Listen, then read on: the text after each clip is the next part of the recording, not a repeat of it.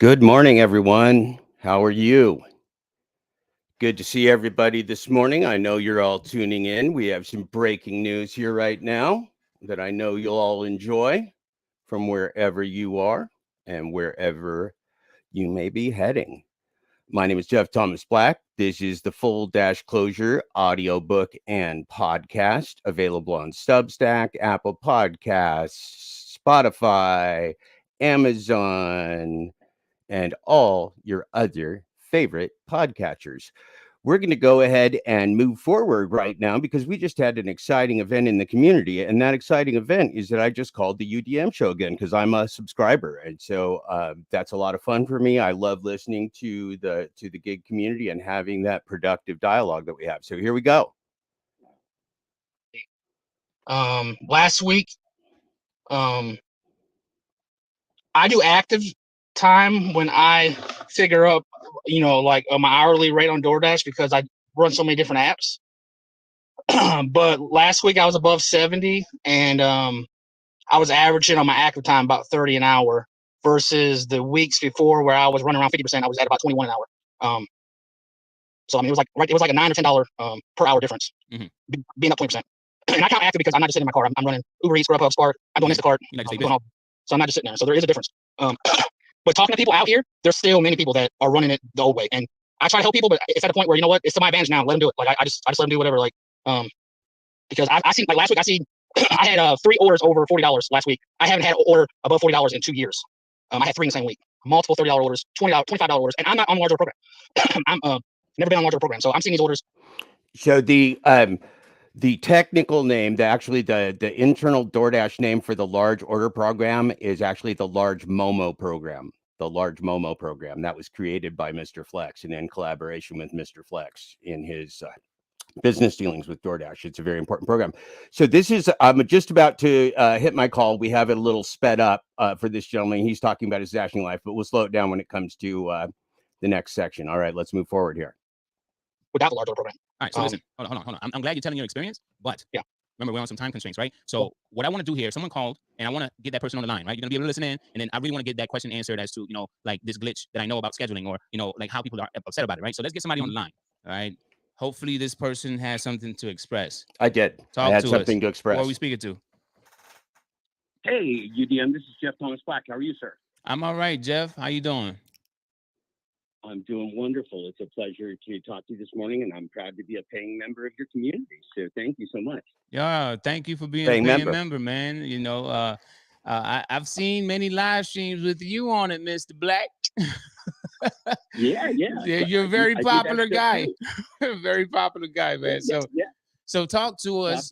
Popularity has pluses and minuses. So here's the deal. Yeah. So you are correct. Everybody that's talking about this in the way you are, UDM, is correct. There are a million glitches. They're not really, so glitches is another word for features, right? So trees are organic and they grow in the yard. That's like rideshare, where there's people and radios and smells and tips and faces and all that, right? And so cars are not organic. Okay. Cars can't grow in the driveway. DoorDash is a car that you're expecting to grow in the driveway. So DoorDash isn't real. It is only a game. So everything about DoorDash is a glitch. Everything about DoorDash is a feature. The AR features they put that in specifically for corporate dashers who had to do the little dashing program. Okay. They wanted ways to rig the system. Hold on. Let me just finish. No. Stop. The reason why I'm saying stop is because you're flooding the stream with everything that has been said already. What I'm asking is, why are you upset about? I'm sorry. If anybody, I don't believe that. If anybody on the stream prior to me logging on talked about the non-organic nature of DoorDash and the fact that cars don't grow in the driveway and that there are no such thing as glitches, there are only features in corporate AI, then I truly apologize to my audience and UDM. So I just want to note that potential for retraction. It's a potential retraction. It's not a certain retraction, but it's a potential retraction if we go back and watch the tape and we find out that we were getting analogies for the human exploitation and singularity exploitation of DoorDash that deceives every human user, then I'm going to apologize. I've got a big apology to make, but let's find out what happens. Okay, let's go. the existence of a glitch. Mhm. Like I want to know No, why are you thrilled upset about about it? I'm thrilled about it. It's the best thing ever to happen in this community because it shows everybody that DoorDash is complete fraud. It's a game. It's a rigged gambling game. Mhm. That's why it's important. That's what people didn't understand. It's not an accusation against Dashers. No. This is DoorDash that made the most fraudulent system in the history Yeah, of the world. but It's why are you computer AI. why are you upset? You keep repeating yourself. man. Oh, I get it. Yeah. Okay, so the question is, I don't know, maybe our viewers can answer. Why would anyone be upset with slavery? Why would we be upset with slavery? That's a good question. It's a fair question. I mean, it's not me, right? It's not you. I don't know. I don't think I'm going to answer the question. I'm just going to let you figure it out. I'm doing enough talking around here, but I think UDM might be missing a point that if people are forced to gamble for work and they lose, and you blame the victim, which is what all of these guys do. That's what Pedro, Glitch Dash, DoorDash, Santiago does. I mean, the fact that he married DoorDash and took DoorDash's surname and became Pedro DoorDash Santiago. I think that Pedro and DoorDash have children together. I believe they make passionate love. Pedro and DoorDash are inseparable, right? I mean, you don't take the name of your loved one unless there's love. And I think that we have to respect Pedro DoorDash's love for DoorDash. I think we have to respect DoorDash's love for Pedro Santiago. And I think we have to recognize together this blessed union of Pedro and DoorDash, because it's really the holy union that brought GigTube to the people. Pedro is a cult leader, and he's positive. Don't be negative about being a slave. Don't be negative about ruining your car. Don't be negative about being lied to by GigTubers that have secret confidentiality agreements with DoorDash and are lying to you. No, Pedro is a good fucking guy. I stand behind the king of the app slaves. I want you to know that. I get it. I get it. On a human level. I'm upset because DoorDash's app slavery. It's enslaving people and gaslighting them into taking money-losing offers. And when you labor for a loss of money, that's by definition slavery. So DoorDash's app slavery, it's exploiting people around the world with its corporate AI system that none of us can ever beat. Okay. All right. So I'm listening to you, right? And you're saying, okay, so now, because UDM, a young black man, does not understand why slavery is a bad thing, because UDM, a talented, handsome, well-spoken, he was rapping and singing music earlier. I was texting my friends going, you got to watch UDM. He's dancing and singing. This guy is a multi-talented superstar, and he's wasting his time on a fucking global scam and making excuses for them. You got me. I don't know if UDM's taking money, but I sure as fuck hope he is, because that would make me feel better about what's going on here than if UDM doesn't understand what slavery is. That makes me very fucking upset. Okay. So we're now going to listen to it. I'm not going to interrupt because it's going to get very silly. UDM is going to repeat himself and talk in circles, not understanding why slavery might be objectionable to any of us, because there are some people that win the slavery game. There are house slaves that get good food and get to drive a nice car. And so the good food and nice car makes it worth it, right? Because we go round and round on the spinning wheel till we die. That's our job. We're little hamsters like Mr. Flex. Flex he wants to be a gangster, but he's a hamster. And I like Flex because of that, because he's cute. I mean, if anybody's seen Flex, you know he's cute, right? If Flex is anything, he's fucking cute. All right, let's go. Yeah. It's app slavery. It's this. It's that. Yeah. Are you a dasher? Oh, here we go. I did 5,521 dashes, sir. When was the last time you dashed? About 14 months ago, when the $8,000 of damage to my car was finally so much I couldn't afford to do the upkeep and maintenance of maintaining my own fleet for corporate America anymore. So I got fleeced by DoorDash just like everyone else. I'm an app slave. Okay. I'm on mute. Okay, so I want you guys to know, just like Pedro DoorDash loves you too, and DoorDash does want to marry you and become part of your family. DoorDash loves you. You know how much DoorDash loves you is that they like to use your family car to replace their fleet of corporate vehicles that would have to be maintained and have mechanics and get in tons and tons of crashes and accidents. DoorDash loves you so much that they want you to have that experience because you, sir, and you, ma'am, are independent contractors.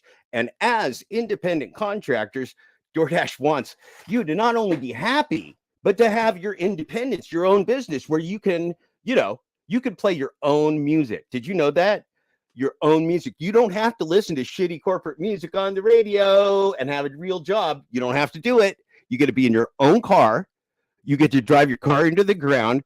You get to maintain the fleet. You can even have 3 or 4 cars you do this with. Like Torp, I think, fixes his cars in between breaking them down. That was his strategy because he's a brilliant mechanic. And that was actually the first conversation Torp and I had. I said, how the fuck do you do this? And he said, well, I'm a mechanic. I fix my own cars. If you can't fix your own cars, you're fucked. And I went like, oh, so like 99% of the people are fucked. And he went, yeah, of course. And I went like, I like you, buddy. I like you. You're a fucking genius. And he is. Torp's a genius. And he's also like my idol.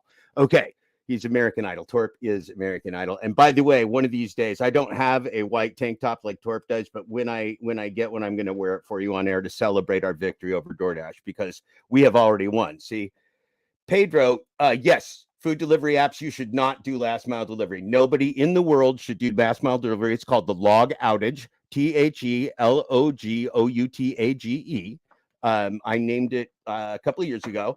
And so what we all do is we take DoorDash and we get our iPhone and we do it. Here, I'll do it. I'm going to show you. Okay, let's do it. I'll show you. I'll be the first person to do the log outage live on TV on YouTube. It's not really TV, right? All right. Oh, it wants me to sign in. I haven't been. It sent me notifications this morning. What does it want me to sign in for? It probably wants me to scan my face again, right? Because DoorDash is now going to catalog and stalk you for the rest of your life. All right. Want to order DoorDash instead? Try the DoorDash app. That's the food app. All right. So here's what we're going to do. Right? This is my iPhone. We're going to boom. We're going to push the little buttony. Whoop.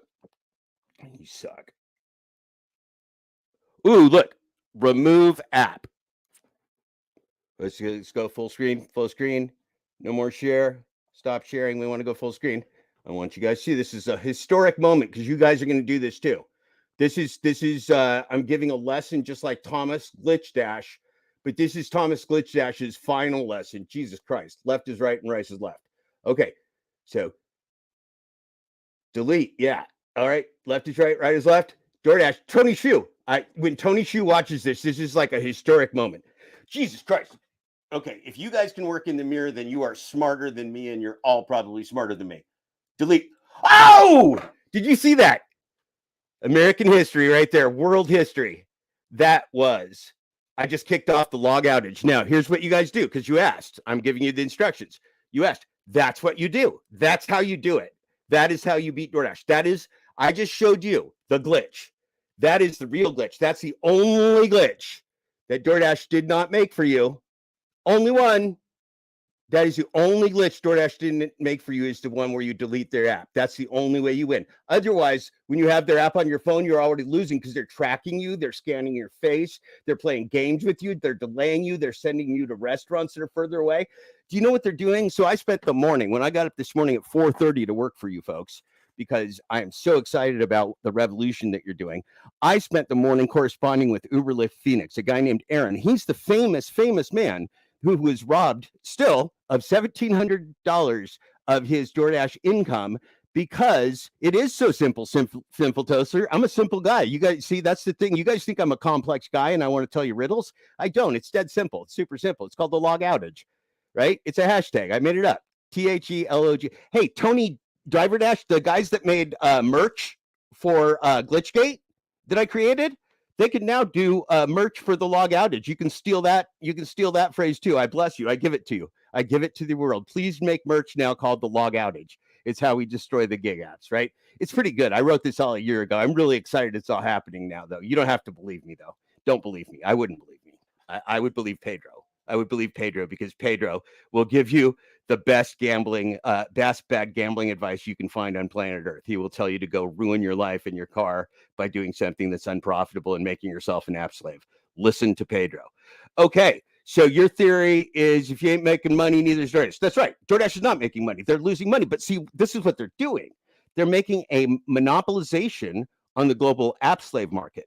With the technology of DoorDash, any dictator, company, nation, or anyone else that could get a smartphone in the hands of the people it wants to control could control a workforce, a nation's workforce, whatever. DoorDash didn't just create technology for last mile delivery. They created the most sophisticated corporate AI system in the history of the world that can play every single individual person with millions of predictions a second, one at a time, and beat their pants off now and forever.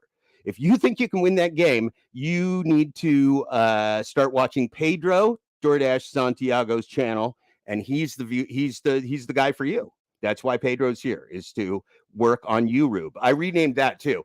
That also, could you guys please steal that idea, please, and make t-shirts? Dashing Dad, please steal more of my IP, because I bought your t-shirt. I actually did. It's upstairs, or I'd show it to you. Please steal that IP too, because that's a really good one. I made that up.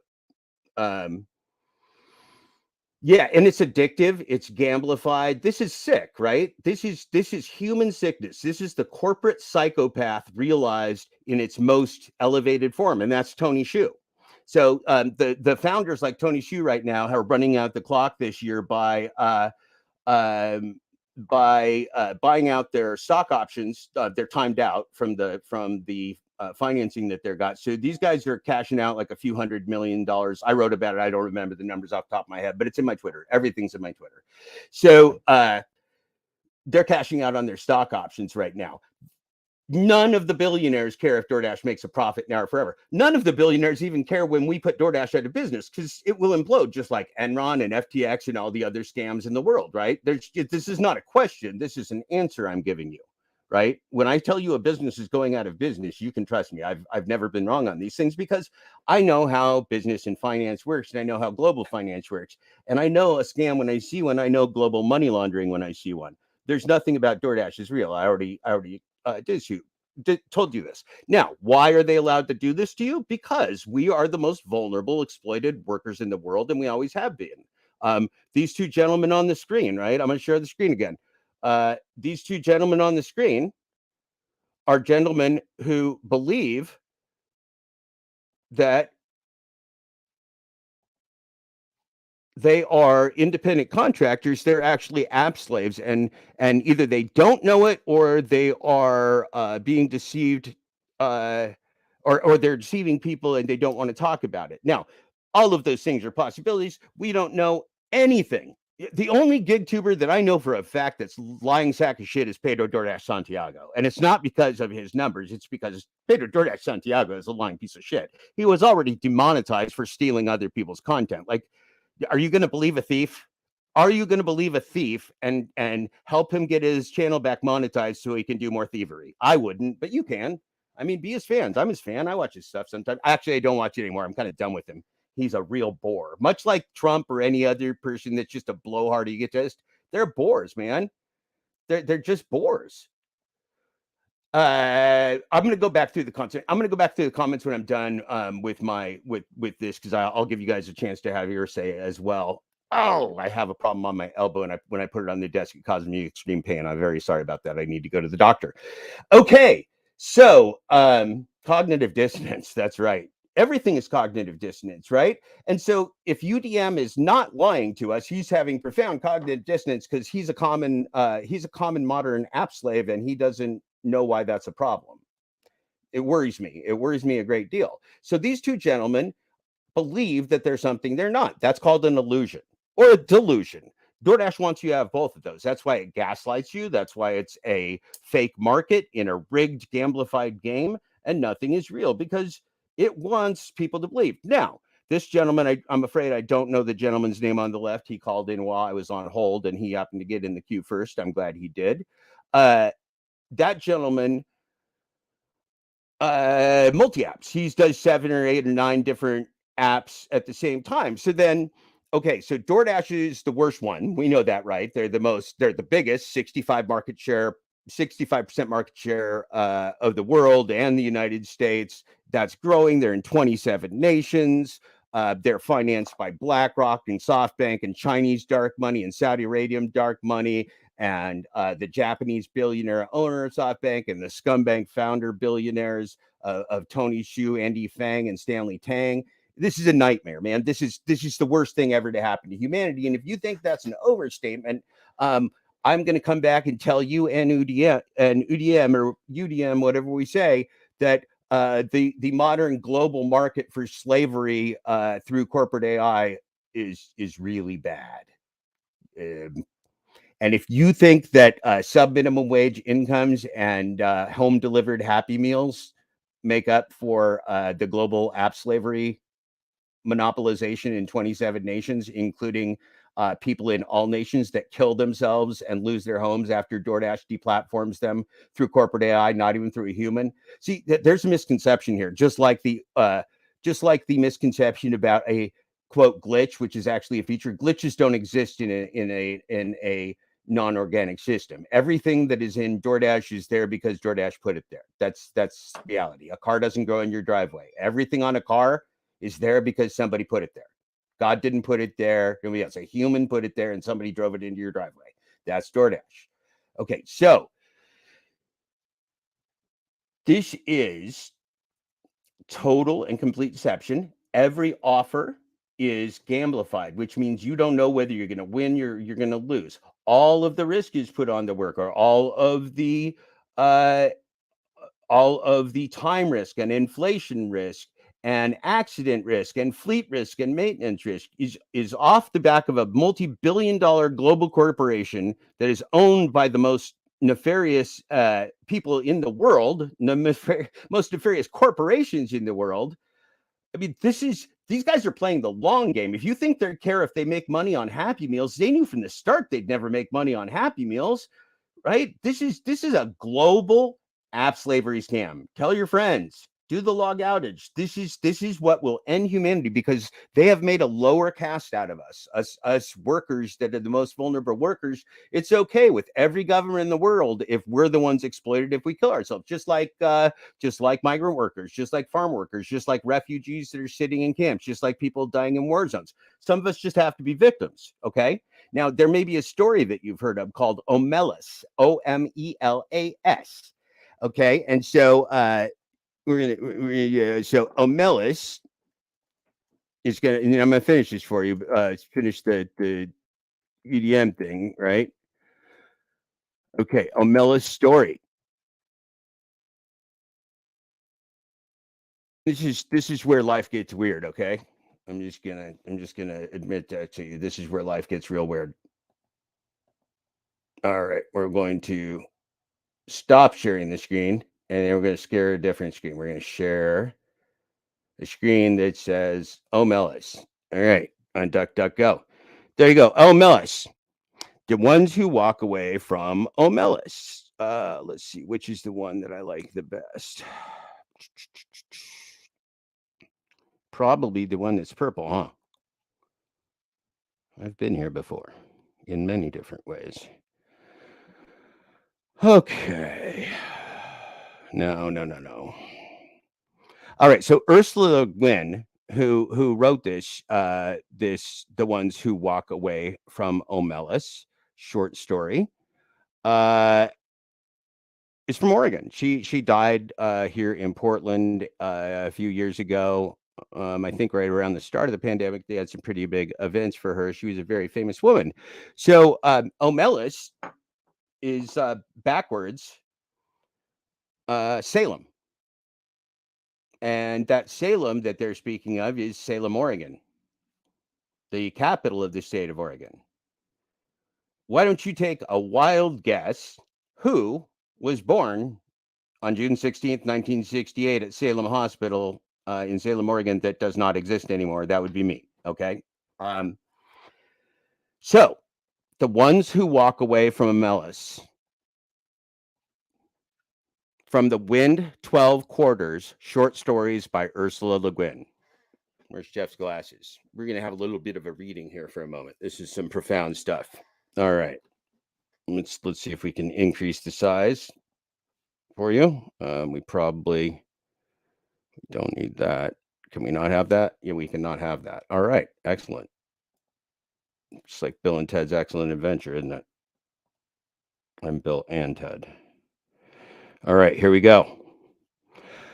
This is very exciting for me because I've actually wanted to do a reading for you folks of this and tell you of this important civil rights story because of its importance to what we're doing here. And I have not had the chance to do that because I've been trying to start a revolution in the gig economy. But we did that. We did that.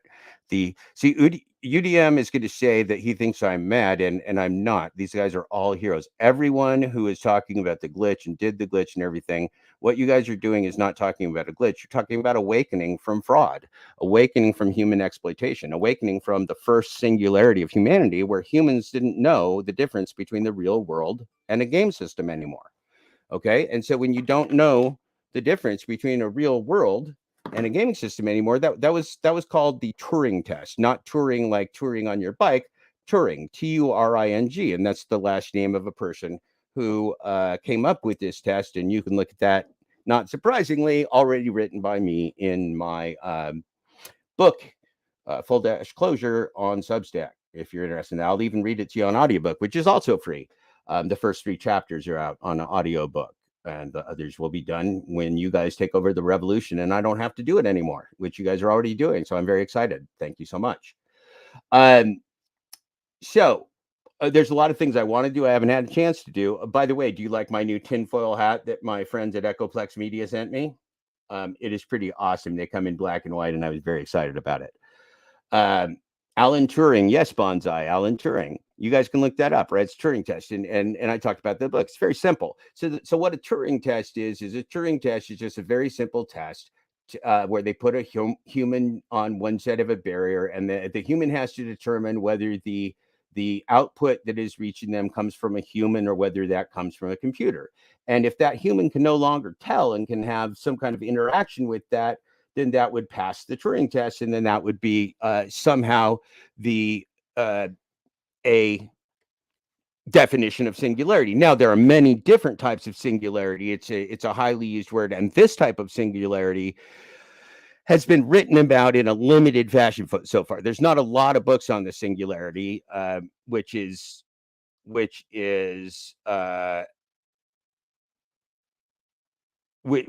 a very complex thought process because AI has been a concept, not a reality for very long. Now, the cute part, right, is that AI became a reality in the fact that we became app slaves. So we were the first victims of the first and best AI corporate labor scam in the history of the world.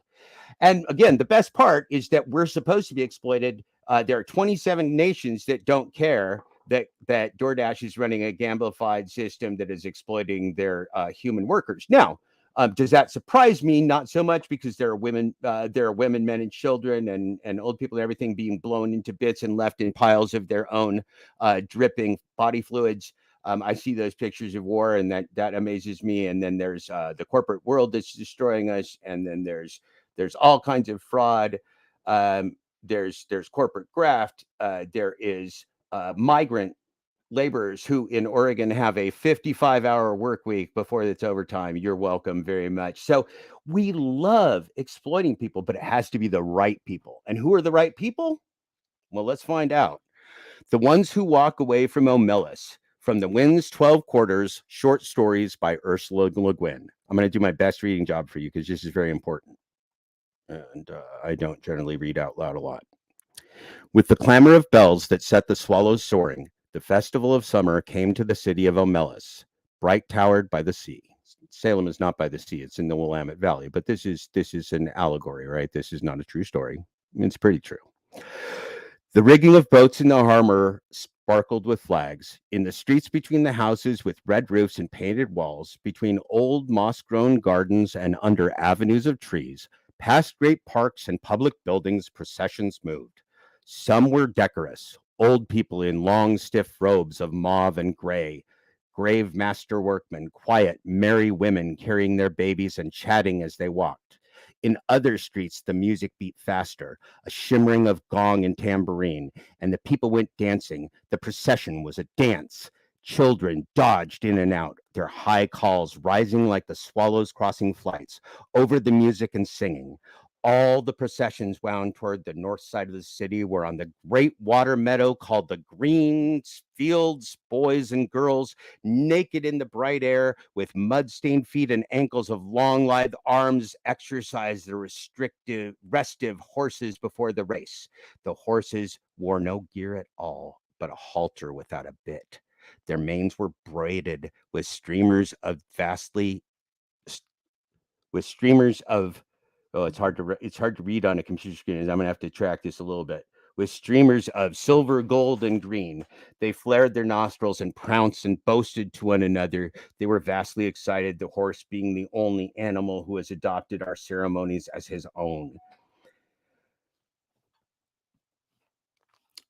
Far off the north and west, the mountains stood up, half encircling Omelas on her bay. The air of the morning was so clear that the snow still crowning the 18 peaks burned with white gold fire across the miles of sunlit air under the dark blue of the sky. There was just enough wind to make banners that marked the race course snap and flutter now and then. In the silence of the broad green meadows, one could hear the music winding through the city's streets, farther and nearer and ever approaching, a cheerful, faint sweetness of the air that from the time to time trembled and gathered together and broke out into the great joyous clanging of bells. Joyous! How is one to tell about joy? How describe the citizens of Omelas? They were not simple folk, you see, though they were happy. But we do not say the words of cheer much anymore. All smiles have become archaic. Given the description as this one tends to make certain assumptions. Given a description such as this, one tends to look next for the king. Mounted on a splendid stallion and surrounded by his noble knights, or perhaps in a golden litter borne by great muscled slaves. But there was no king. They did not use swords or keep slaves. They were not barbarians. As they did without monarchy and slavery, so they also suspect there were singularly few. Let's close Jeff's email, shall we? This is what happens when we get very spontaneous about jumping on phone calls with UDM, and apparently I ruined his show, which I feel bad about. I was not trying to mess with UDM or his show. I thought maybe that he wanted answers to the question he asked. Bad on me.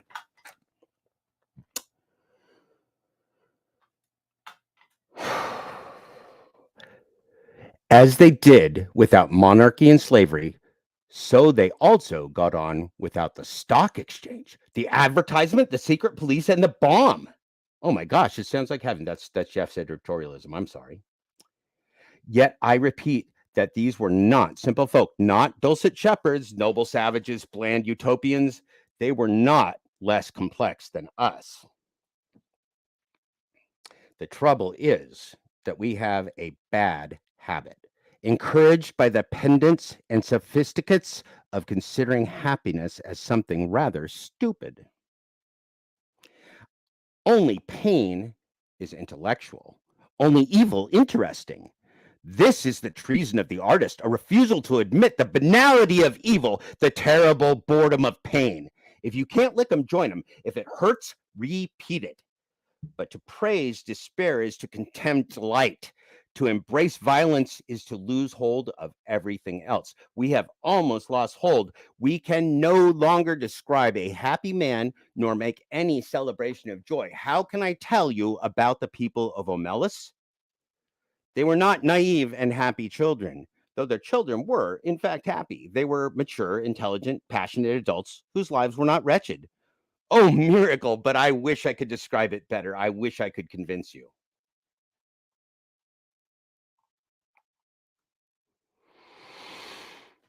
Omelas sounds in my words like a city in a fairy tale, long ago and far away, once upon a time. Perhaps it would be best if you imagine it as your own fancy birds, assuming it will rise to the occasion, for certainly I cannot suit you all.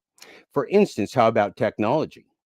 I think that there would be no cars or helicopters in and above the streets. This follows from the fact that the people of Omelas are happy people. Happiness is based on just discrimination of what is necessary. What is necessary, neither necessary or nor destructive, and what is destructive. In the middle category, however, that of the unnecessary and but undestructive, that of comfort, luxury, exuberance, etc. They could perfectly well have central heating, subway trains, washing machines, all kinds of marvelous devices yet not invented. Floating light sources, fuelless power. Sounds like our modern alien invasion, doesn't it? Fuelless power. Wow, where'd they get that? That's like almost it's almost like we're reading the same book or something. Weird.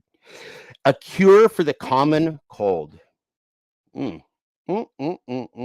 cure for the common cold. We sure could use a cure for the common cold around these parts.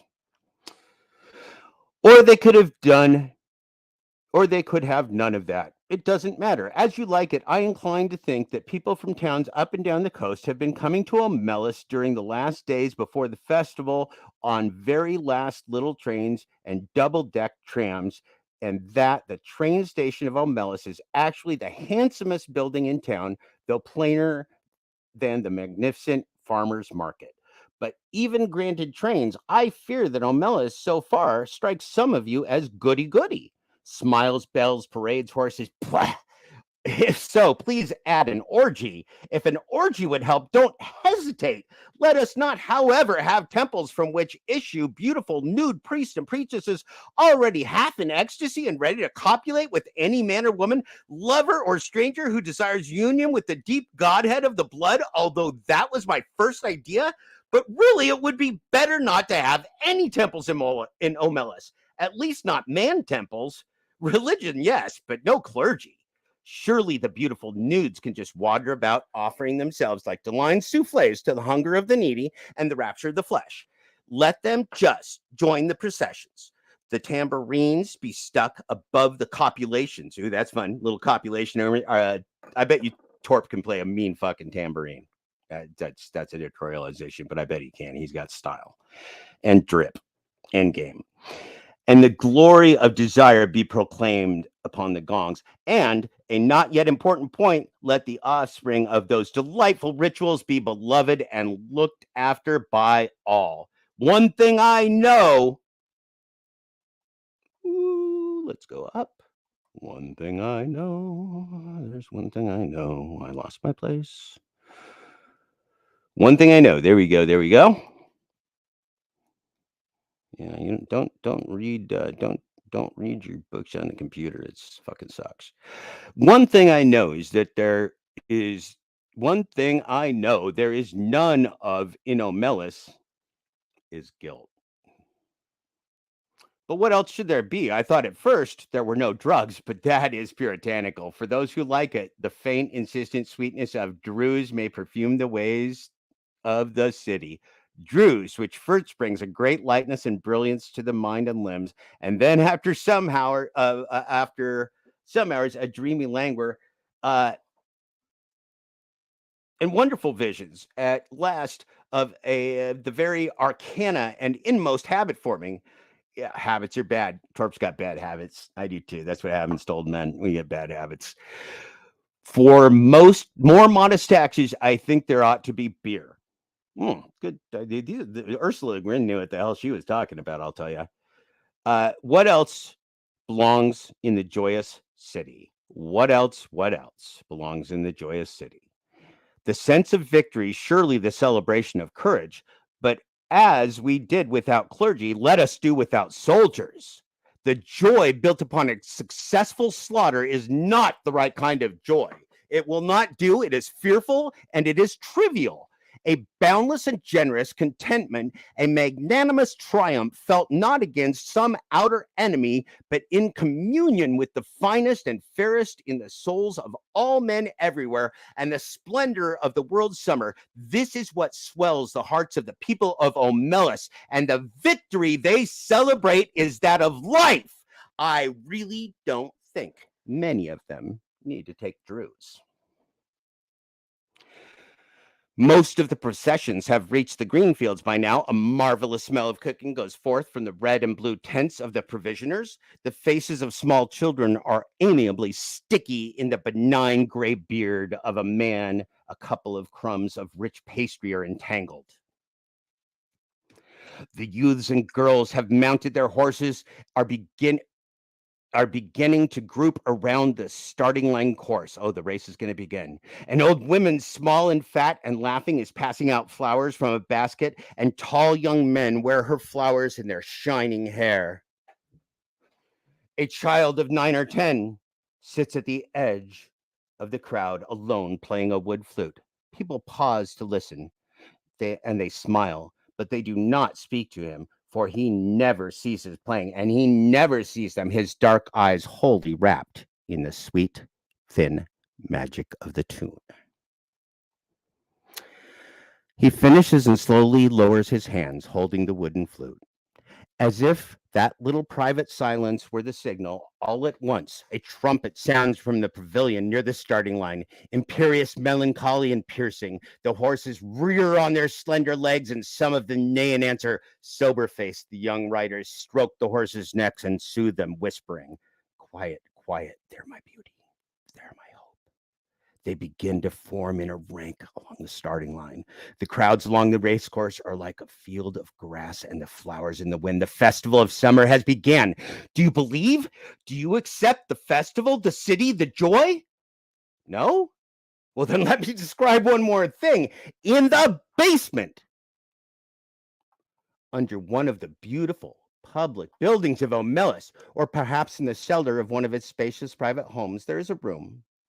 It has one locked door and no window.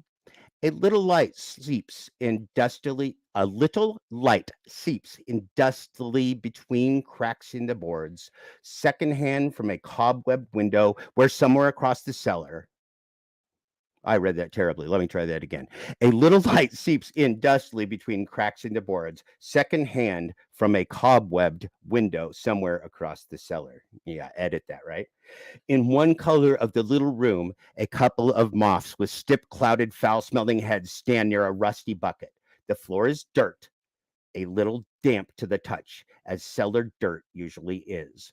The room is about 3 paces long and 2 wide, a mere broom closet or disused tool room. In the room, a child is sitting. It could be a boy or a girl. It looks about 6, but actually is near 10. It is feeble-minded. Perhaps it was born defective, or perhaps it has become imbecile through fear, malnutrition, and neglect. It picks its nose and occasionally fumbles vaguely with its toes or genitals as it sits hunched in the corner farthest from the bucket and 2 mops. It is afraid of the mops. It finds them horrible. It shuts its eyes, but it knows the mops are still standing there, and the door is unlocked, and nobody will come. The door is always locked, and nobody ever comes, except that sometimes the child has no understanding of time or interval. Sometimes the door rattles terribly and opens, and a person or several people are there. One of them may come and kick the child to make it stand up. One of them may come and kick the child to make it stand up.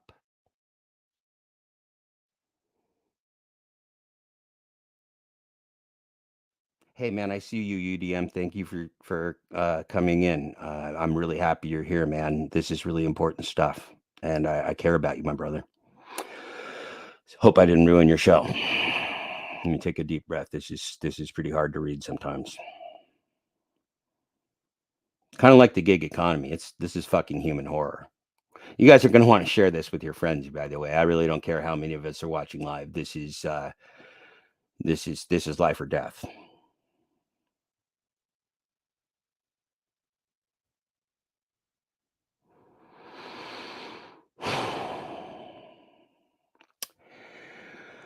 One of them may come and kick the child to make it stand up. The others never come close, but peer at it with frightened, disgusted eyes. The food bowl and water jug are hastily filled. The door is locked. The eyes disappear. The people at the door never say anything, but the child, who has not always lived in the tool room and can remember sunlight and its mother's voice, sometimes speaks. I will be good, it says.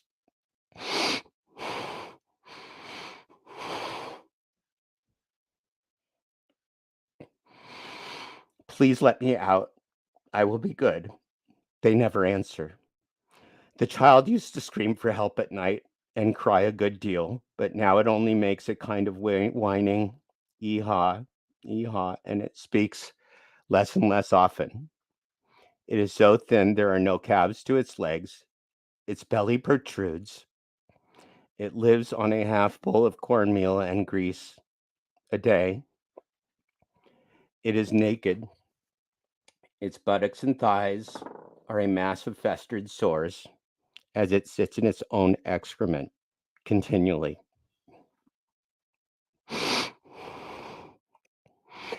They all know it is there, all the people of Omelas.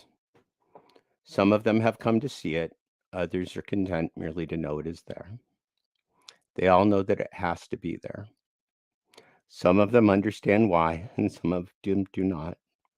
But they all understand that their happiness, the beauty of their city, the tenderness of their friendships, the health of their children,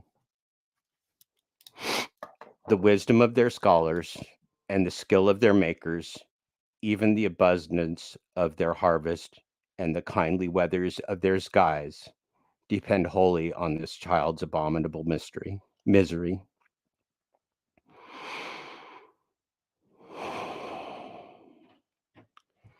This is usually explained to children when they are between 8 and 12, whenever they seem capable of understanding, and most of those who come to see the child are young people, though often enough an adult comes back to see the child. No matter how well the matter has been explained to them, the young spectators are always shocked and sickened at the sight. They feel disgust, which they had thought themselves superior to. They feel anger, outrage, impotence, despite all the explanations. They would like to do something for the child, but there is nothing they can do. If the child were brought up into the sunlight out of that vile place, if they were cleaned and fed and comforted, that would be a good thing indeed. But if it were done, in that day and hour, all the prosperity and beauty and delight of Omelas would wither and be destroyed. Those are the terms and conditions. I'm sorry, hold on. That was a torp. Let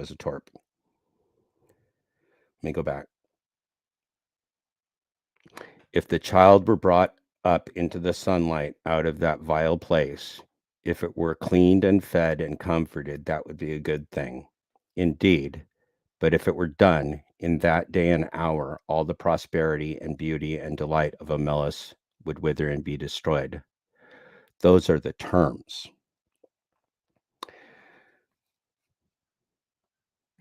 Those are the terms. Terms and conditions. Terms and conditions have been around for a long time. To exchange all the goodness and grace of every life in Omelas for that single small improvement, to throw away the happiness of thousands for the chance of the happiness of one. That would be to let guilt within the walls indeed. That would be to let guilt within the walls indeed. The terms are strict and absolute. There may not even be a kind of word spoken to the child. Often the young people go home in tears, just like I did, or in a tearless rage when they have seen the child and faced this terrible paradox. They may brood over it for weeks, but as time goes on, they begin to realize that even if the child could be released, it would not get much good of its freedom. A little vague pleasure of warmth and food, no doubt, but little more. It is too degraded and imbecile to know any real joy.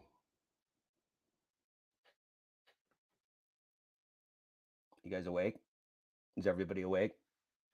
Let me read that again.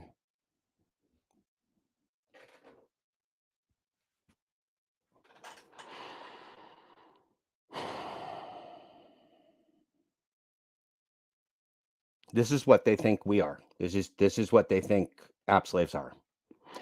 It is too degraded and imbecile to know any real joy. We are too degraded and imbecile to get transparency and true offers of employment and work. We're too imbecile and too degraded. Do you understand? We're the child in Omelis. Have you figured that out yet? I didn't want to spoil the ending, but I think you figured that out, didn't you? It blows my mind. Does it blow your mind? It blows my mind. Let's keep going.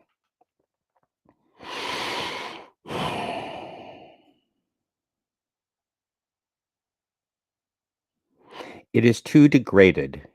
Dashers are too degraded and imbecile to know any real joy. App slaves are too degraded and imbecile to know any real joy. Lyft drivers are too degraded and imbecile to know any real joy. Uber Eats, last mile delivery drivers, are too imbecile and degraded to know any real joy. Grubhub drivers, well, they're obviously too imbecile and degraded to know any real joy. Instacart drivers, most certainly too degraded and imbecile to know any joy.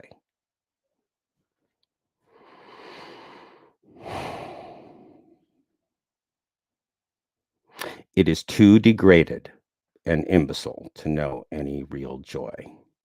It has been afraid too long ever to be free of fear. I bet it's worried about being deactivated. I bet it's worried about being deactivated. I mean, undoubtedly. But it's too imbecile and degraded to feel any real joy. But it does feel that fear of deactivation. Death, deactivation, same thing, right? I mean, if we're going to be in a game world, then a deactivation is death. In the real world, death is death. In a game world, deactivation is death. That seems logical, right? Are you guys getting this? How that they built a game world that's so close to real life that you can't even tell the difference? That's the singularity. That's what I wrote you this book for. That's why I'm the bad guy that ruined the glitch, which is a feature, right? That's I ruined all the million glitches, and I want DoorDash to go out of business and all the app slaves to lose their slavery because I'm a mean fucking guy. I'm really a mean fucking guy. That's why I want that. I'm a really mean fucking guy. All right, let's keep going. All right. Yet it is their tears and anger, the trying of their generosity, and the acceptance of their helplessness, which are perhaps the true source of the splendor of their lives. There is no vapid, irresponsible happiness. They know that they, like the child, are not free. They know compassion.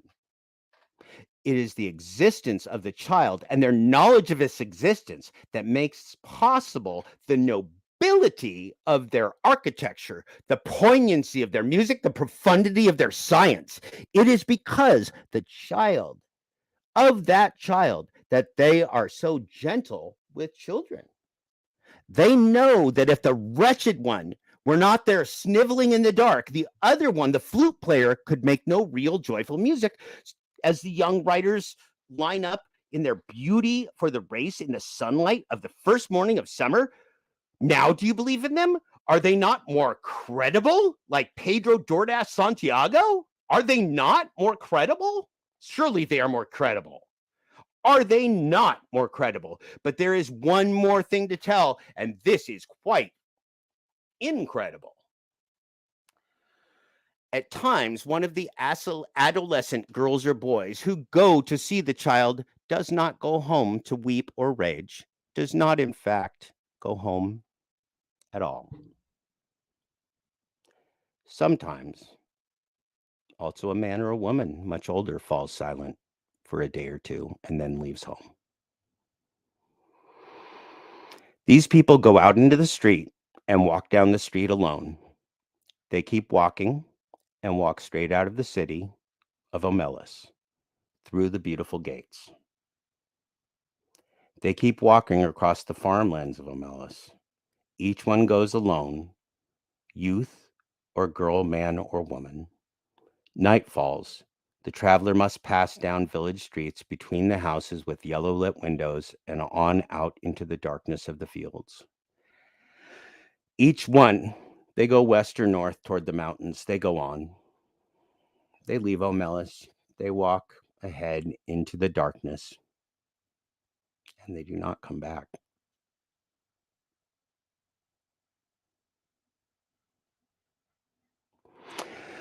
The place they go towards is a place even less imaginable to most of us than the city of happiness. I cannot describe it at all. It is possible that it does not exist. But they seem to know where they are going.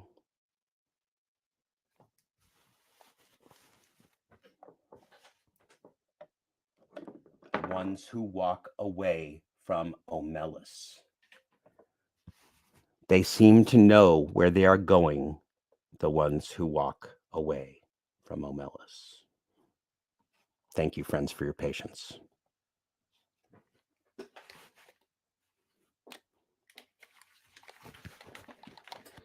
See if I can get my composure back here for a moment.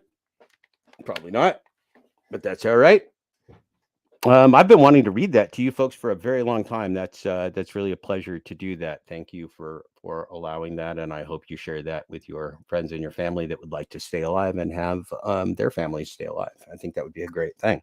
Let's let UDM. I hope you're still there, UDM. Yes, Mr. UDM, and I'm fine. You hung up on me. I was not mad at you. Obviously, did I call to share my agenda? I did. I'm a bad guy. I called to share my agenda. But you know what? The good news is, my friend, you inspired me. You inspired me to share Omelas with our friends here because your need to understand. Is this? Let's see. No, I can't do it. I don't know if I can do it. Okay, that's touchy. That says, "He who fears death cannot enjoy life," and I believe that to be true. Okay, I can't get my arm on TV though. That's fine. So, you, UDM, are a hero. Again, you guys are all the heroes. You got to understand, I'm a hermit writer. Look at me. Do I look like I clean up well? I clean up all right. I get a date every once in a while. I've got somebody I really like. So anyway, that's fine. So you're an inspiration, UDM. That's the thing. Listen, there is no shame in not knowing in any way, shape, or form. I did 5,521 dashes without understanding the true system of app slavery and DoorDash corporate AI. But I spent the last year and a half learning it for you guys because I realized that something horrible was going on. And during the last year and a half, every day has gotten worse. And so I was just going to stick with it until I started a fire in the gig community. And we did. You did. All of us did. Cherry did. Flex did. Right. And so again, I'm gonna explain this. Like we read Omelas, right? But I'm gonna explain this as I wanted to say this to you before you hung up on me, and I know you had to go, man. So it's all cool. Don't worry about it. We're good. We're good.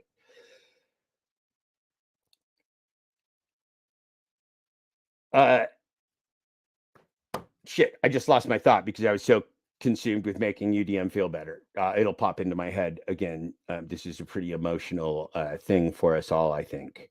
I remember. So for the last year and a half, my one goal, I mean, some of you know that I had a team contacting you and tracking you and all those things. And I've been watching you and watching your broadcasts and learning from you. And I did 5,521 dashes. And I spent a year and a half giving myself a PhD in artificial intelligence and DoorDash.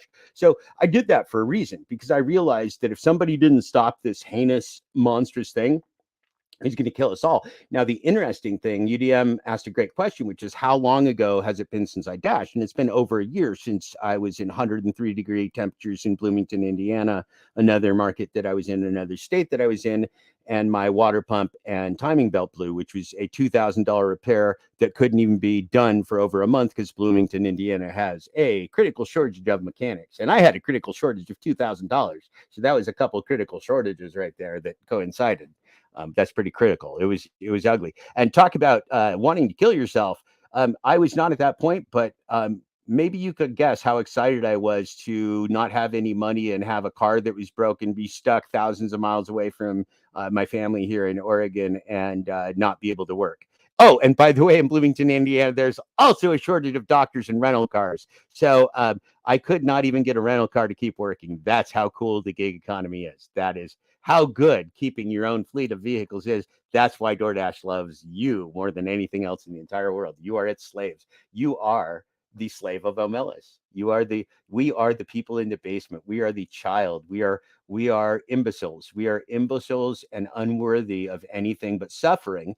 And if we suffer, you have to understand, if we suffer, then Tony Xu can have a nice dinner tonight. If we suffer, then Pedro DoorDash Santiago can get his YouTube channel, his YouTube channel. I'm sorry, I didn't mean to make that mistake. Pedro, if we suffer, Pedro DoorDash Santiago can produce more direct content like he did last night, putting up a fake story of getting a $2 tip on some $100 Instacart order, and then screaming to people about how much he hates consumers and what terrible people they are and how much hate he has in his heart. This fucking guy has lost his mind. He is trying to get you to watch with clickbait. This was the worst. Please go to Pedro DoorDash Santiago and watch his completely and totally awful. He's phoning this shit in, man, because he's not monetized. He's phoning this shit in. So he phoned in like a 10-minute piece of shit video.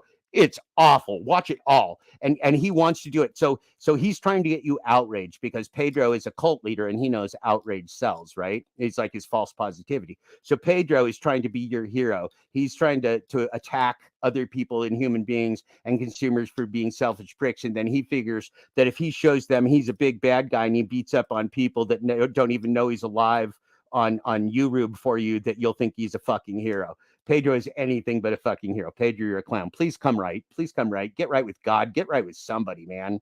Just do something. You're just destroying your life, man. And I'm watching it. Seriously, put yourself out of your misery. You can call me. I will help you. I will give you advice, man, but you are fucking up. And I don't like to see human beings fuck up, man. We're all human beings. But Pedro, Jesus Christ, man. Just be a shill. Just don't be a fucking insane maniac. You sound like a serial killer these days. You're not a serial killer. I'm positive you probably don't kill people. But Jesus Christ, man, you're scaring people. You're telling high school bully stories. You're making yourself out to be some fucking some vigilante tip collector. You're gonna break arms for tips, you fucking maniac. Fuck you. Fuck you for turning consumers and gig workers against each other, because that's what DoorDash wants. DoorDash figures if all the fucking rubes hate each other, then we won't ever figure out that DoorDash is the real fucking criminal. Do you understand this? I want to throw shit. I really fucking want to throw shit. And if UDM wonders why I get excited in my tinfoil hat from Echoplex Media, my friend Plex Dave Buhow, the great host of Echoplex Media, if you want to know why I get so pissed off and call UDM's channel and then talk too much so UDM hangs up on me, it's because you and I are in the basement and we're imbeciles and we don't have the we don't need anything. We are too degraded and imbecilic for the world to worry about us. And we need the people who feed off our misery. We need them to be happy. We need them to have TV shows. We need Pedro to be loved. We need Pedro to have gig cons. We need Pedro to have fans. We need Pedro to flop his hair. We need Pedro. We need Pedro to let his narcissistic ego tell us about bully stories with people that smelled bad in high school and how he laughed at them like a narcissistic psychopath. Fucked up shit, Pedro. Knock it off. Dude. Do you notice that I'm not going after Cherry? I'm not going after Flex. I like Welte. I like fucking UDM. I like everybody. Pedro, I even like you. Pedro. Just listen to Omelas, man. I read it. 95% for you, Pedro DoorDash Santiago, and your beautiful wife, DoorDash, and your beautiful robot children. I wrote it for you, man. I wrote it for you. So I want to say thank you to everybody for tolerating this. Let's listen to the end of this phone call. And then when UDM starts getting aggravated with me and we start chatting over each other, I'm gonna stop. But let's hear what we got here. Okay, I better share the screen though, huh? You guys would like that if I did that. It's a good thing I prepare myself so well for these podcasts, but I'm outside doing yard work listening to UDM, and I like have to put on a shirt and run in the house to do a fucking 2-hour-long broadcast and read O'Mellis for you guys, because you know what? The world does not wait for us. When opportunity knocks, we got to fucking jump. And right now is the opportunity for us to have freedom. Freedom. I like freedom. I'm a very free person. I don't work for anybody but myself and you. Nobody gives me money. Nobody sponsors me. Nobody does fucking shit. I do whatever I want, 24 hours a day, 7 days a week. I sleep when I want to sleep. I work when I want to work. I exercise when I want to exercise, and I write all day long. I'm a prolific writer. I can't stop writing. I wish I could sometimes. I wish I could, because it's words fall into my head whether I want them to or not. Lucky us. All right, so let's go over to this. Share. I hear you. But who drove those $8,000 worth of damage to the car? Who did that? Well. So part of that is just wear and tear on your car, right? Who So did that, my Mr. water Black? pump and timing belt blew because of the very hard driving that's done in last mile delivery. That's why DoorDash wants to do it on your car rather than well, their do you know also, Mr. Black? Because I'm not trying to argue with you, right? Do you know also Oh, that no, we're not arguing. I know. But do you know also that the Mhm. amount of gas you burn is how hard you press that pedal, right? How far down you push that pedal. You could Yeah. drive like a person that shouldn't be on the road, but it all depends on how you take care and maintain the vehicle. Now, if you're telling me $8,000 worth of damages, what the hell? You ran into a tree? Like, what the hell? $8,000? So I'll tell you the difference. Oh, yes, please do. I'll tell you very specifically the different mistakes I made, because they were bad. And I had driven like 35 years of my life without making any like really bad bonehead mistakes driving until I did last mile delivery. So one of them was in Zach Drives Fast home market of Bellevue, Washington. I dashed there. I've dashed in 3 different states, 5,521 dashes, rural and urban communities. So on that one, Zach will probably vouch for, in that coastal community, there's a lot of parking structures with poles that are not wide enough to get your car in. And like a dumbass, I didn't want to park down the street and walk. So like a dumbass, I thought, well, I can fit between those 2 poles. And guess what? I didn't. And I fucked up my car royally. I completely ruined my passenger side rear door. And that was about a $4,000 repair.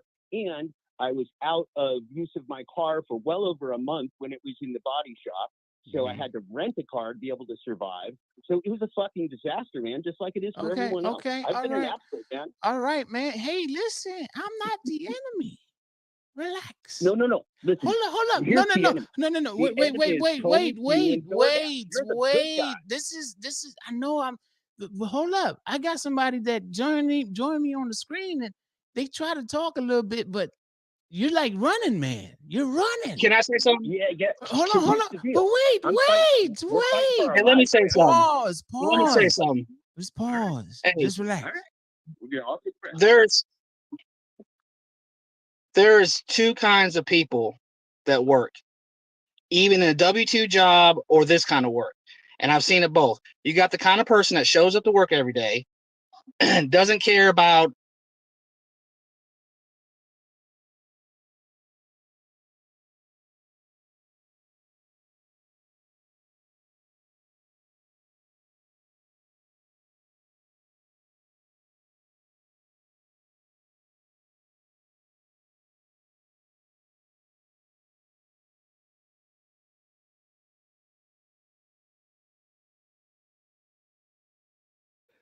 You guys couldn't hear the thing I just said, which is kind of funny. Okay, so now I'm back.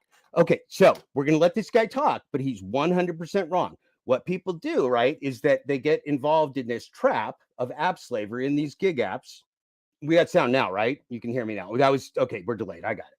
So, yeah, I had the mute on for a minute. I'm sorry. So what happens is they get trapped in these gig apps and they lose money and they fail and they become depressed and they ruin their car and they go into a financial hole because it's app slavery, right? Like most of us are losing. Pedro may be telling you the truth. Pedro may be the winner. Pedro may be the world champion dasher who's making money. But guess what? That's irrelevant.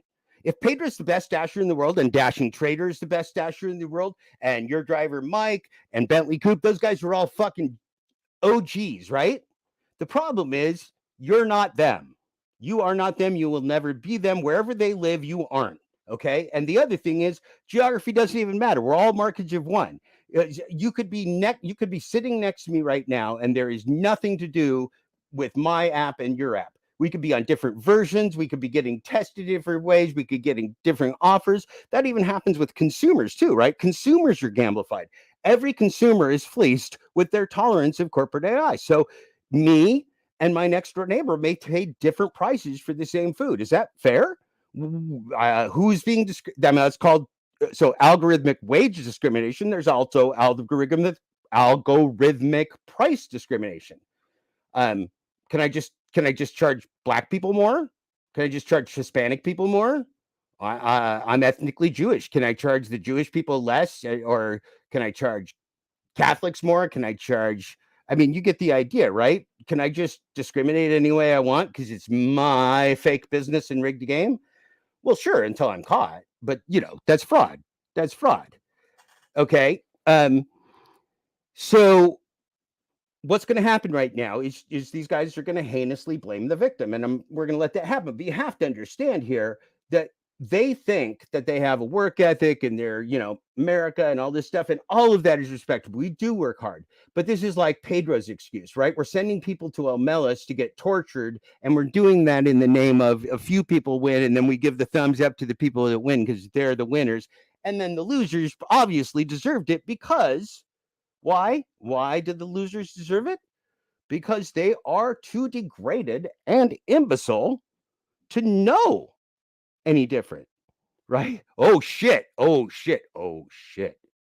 Am I saying that this dude is too degraded and imbecile to know the difference? I am. Now, if he's watching this show, he's not going to be anymore because I'm busting the illusion for him. I'm doing this guy a favor. He's blaming the victims, which we do in our society. That's a great thing to do. Scapegoats are great, right? Refugees are scapegoats. People that die in war are scapegoats. Gig workers are scapegoats. Slaves are scapegoats. A lot of scapegoats. Scapegoats are very helpful. Okay, so let's watch. Making more money. They just come and do the same job for 30 years. You'll show up and you're there a year and you'll bypass that person and you'll wonder, why is that person doing the same job? He doesn't want to advance himself. No. Okay, this is a no. So the problem is gig work is not a job. Nobody is watching your performance. DoorDash isn't watching your performance. Corporate AI is watching your performance, and it's playing you against you. You're not playing against anybody else. You're not competing with anybody else. It's a rigged game. You're playing a slot machine. If you're playing a slot machine, the lady playing the slot machine next to you you are not playing the same game. You're both playing slot machines. They may even be the super cherry flex slot machine with the wonderful bars and the cigarettes and the little mobsters on the thingies that go around, right? It could be a fun game, and they could look exactly the same. It's still different gambling mechanisms. So no matter how many different little phones that you're going to do this log outage of and delete that DoorDash app to save yourself from app slavery and save them from tracking every move that you make and following you and destroying your planet and making sure that your kids never have a real job and are app slaves. By the way, they are now bringing in DoorDash is funding a nonprofit for immigration, which I would normally be in favor of, but these immigrants are being brought in as gig app workers and they're being given bikes. And so they're replacing you with impoverished immigrants on bikes. And then when those people get deactivated, just like all of us can by random corporate AI, right? And there's no recourse. When they get deactivated, they're going to get deported because they lost their gig app work visa. So how can you trap an app slave even more? Oh, I got an idea for you. I got a fucking genius, brilliant, evil idea. Almost as like a Tony Hsieh evil, brilliant idea. Let's bring in immigrants. And if they fucking leave our app slave platform and log out like those damn Americans who don't want to be slaves, we'll just kick them out of the country. They'll never do it. They'll just have to work 700 hours a week rather than get sent back to a war zone. Fucking genius. Tony Hsieh is a fucking genius. Make no mistake about it. He's an evil genius. I mean, he's fucking Dr. Evil. He's not as funny as Dr. Evil. He's not funny at all.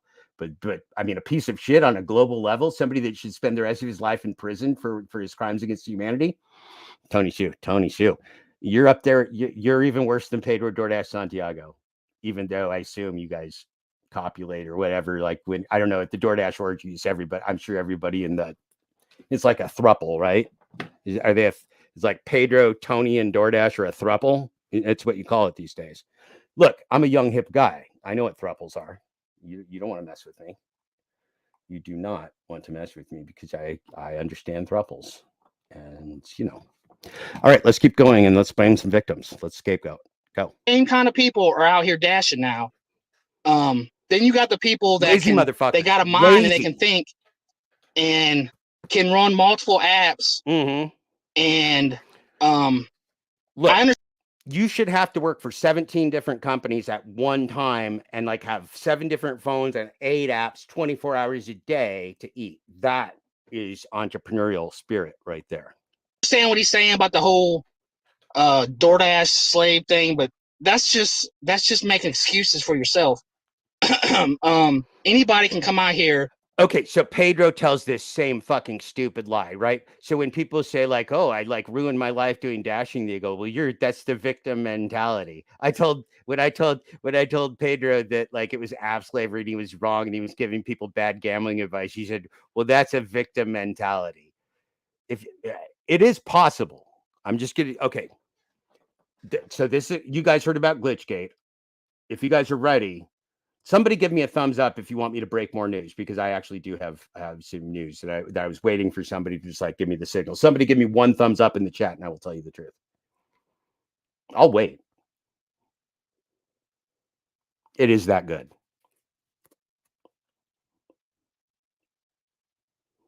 Okay, Thomas did it. Thomas is my hero. Thomas is my hero. Okay, here's the truth.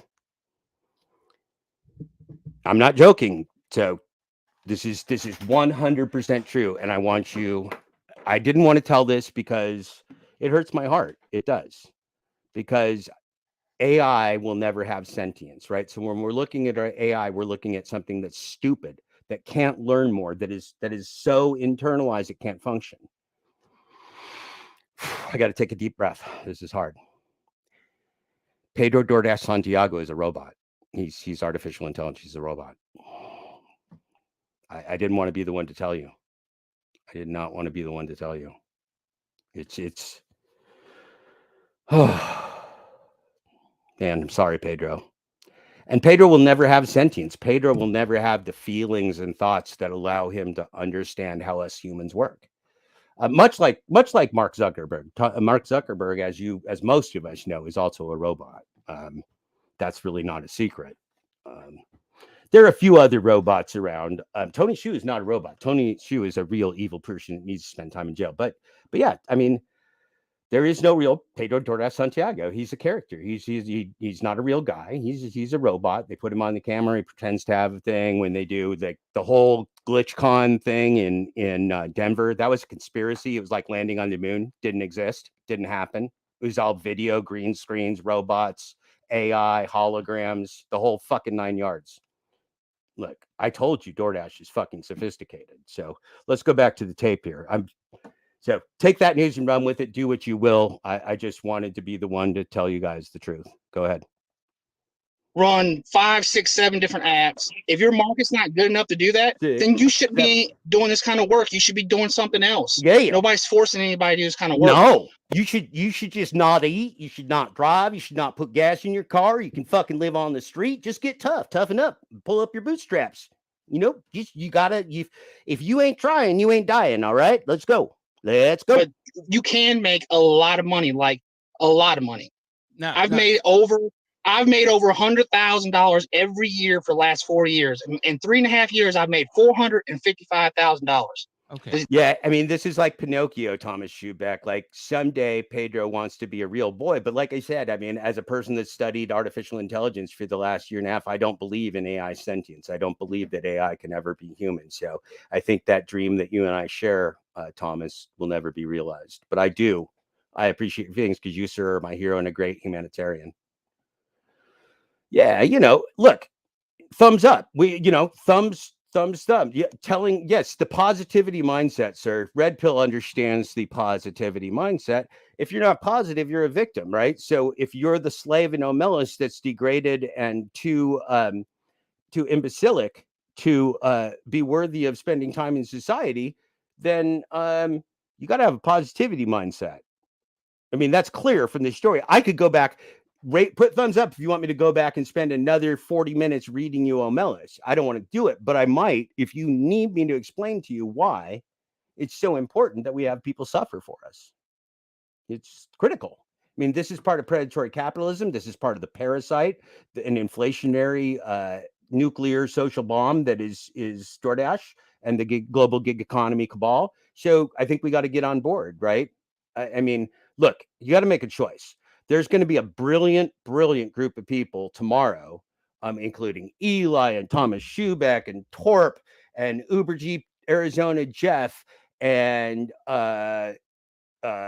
Robert Reese and a whole bunch of other great people that are going to be on. I may make a guest appearance if they force me to, but I've really heard enough of my own voice, and I bet you've heard enough of my own voice too. I'd rather take a vacation, but if you guys, if they ask me to be on, I'm going to talk to those guys, and if they ask me to be on, I will be on for a short time. But I'm there to listen to them, not myself, and I hope you are too. That's going to be, what time is that going to be tomorrow, Thomas? You want to throw up, somebody put on the screen what time that's going to be so I can plug, and what channel you're going to broadcast it on.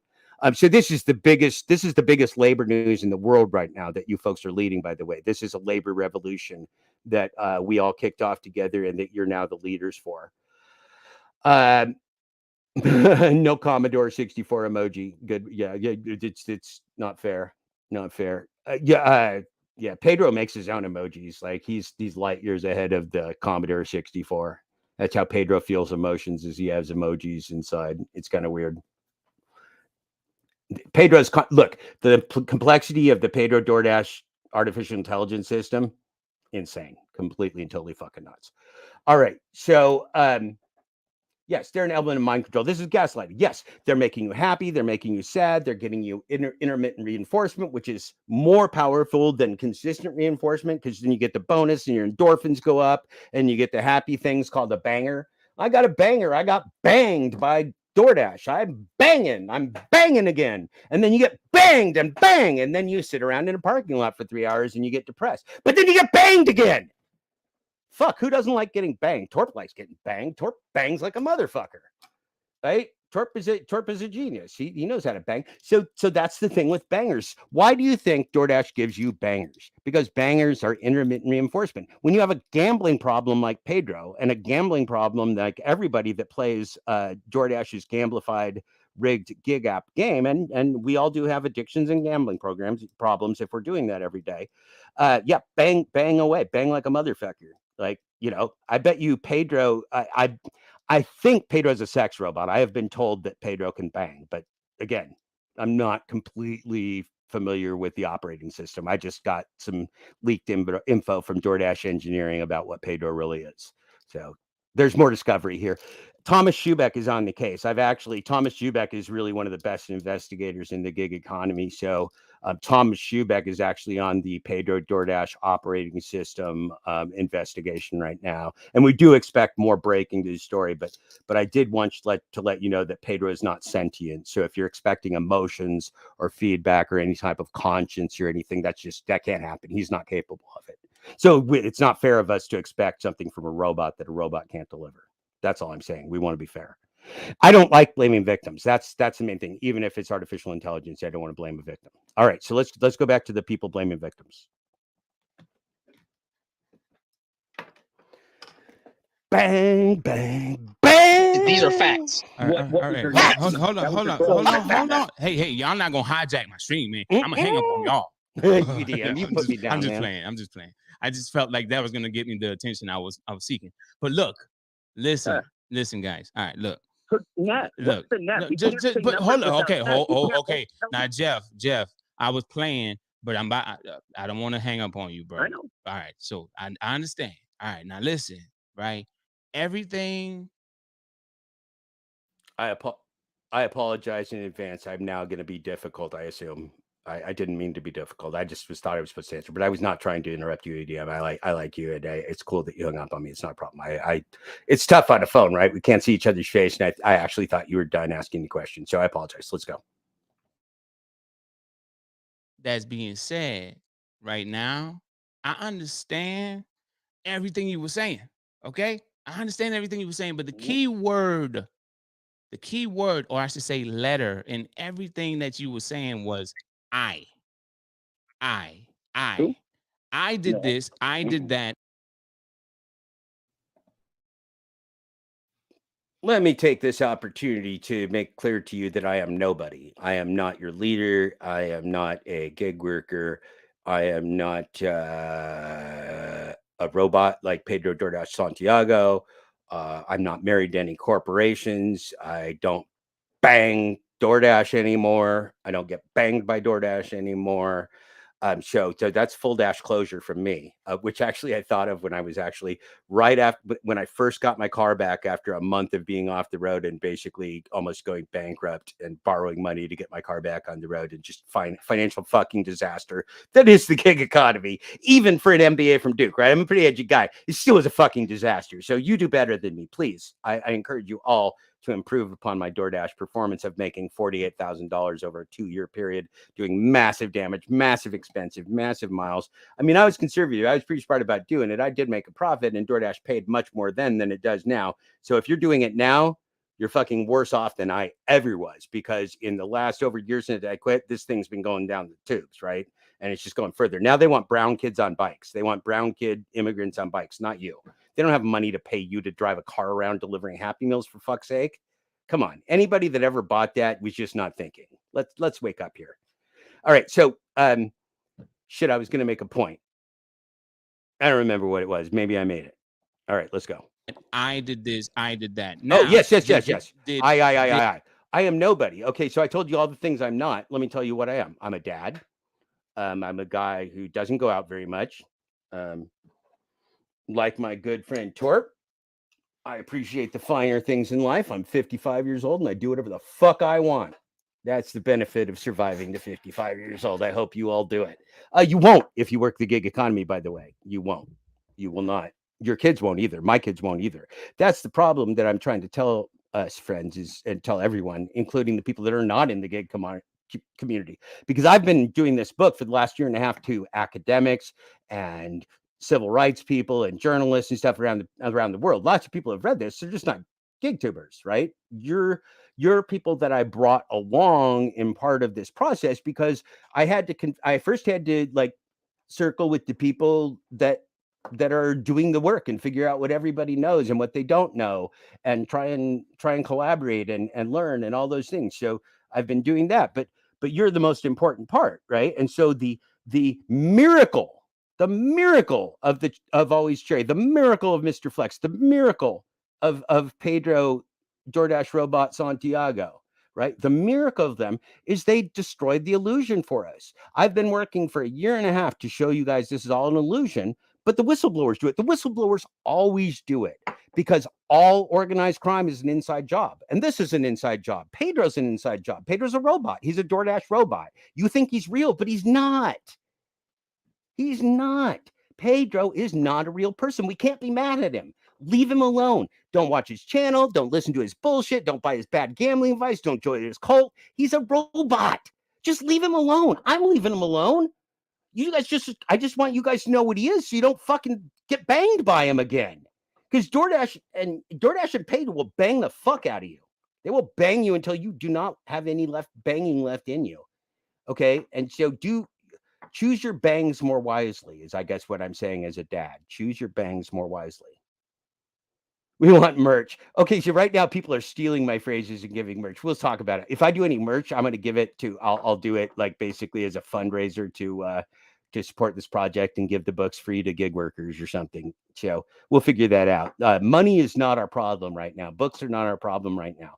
None of those things are a problem. The only problem we have right now is people waking up. That's it. If you guys wake up, we win. It's all over. It's but the shouting. I already told everybody on the team that I talked to, we've already won. It's all over but the shouting. I've done this before. This is when scams implode, when they break, they go fast, man. When Enron started going and when FTX started going, yeah, this is like the implosion, right? Boom. Yeah, then they extrude the little guts right out like the submarine under the Titanic, right? You just like poof, and then guts extrude out like Play-Doh, and it's all over but the shouting. Up above the water, the shouting. Below the water, there is no shouting. We're below the water. So fun stuff, right? Know the truth. Know the truth. Know the truth. Tell people the truth. Friends don't let friends DoorDash ever. Rideshare is real, but you, all of you, every single one of you has to make the decision with rideshare. Number one is a good deal. There's rideshare reform all over the United States. Rideshare is just a taxi, right? Rideshare is not innovation. It's a computer AI controlled taxi. And so if it's a bigger ripoff than taxis were before to laborers, then that's a bad thing. And if it's the same ripoff as taxis were before to laborers, then that's probably okay. And if it's a better ripoff to drivers than anything else, then that would actually be a win. And what if we actually didn't use ignorant, unworthy slaves at all, and we actually just paid people a fair wage? That would be the biggest win of all. That's the win that I would like to see all of you have. I will never drive Uber, and I never have. I will never drive any rideshare. The only thing I ever did was DoorDash. I did 5,521 deliveries in 3 different states in 7 different markets, rural and urban. So that was enough for me. But you guys need to, again, know this. So if you do rideshare, people like the handsome liberal, Tim, and others, Sergio Avedian, rideshare professor, all of them. I'm not endorsing anybody. I'm listening to the names. These guys talk about the murders and robberies and attacks and rapes and choppings up and eatings and whatever the fuck happens in rideshare, and it's terrifying.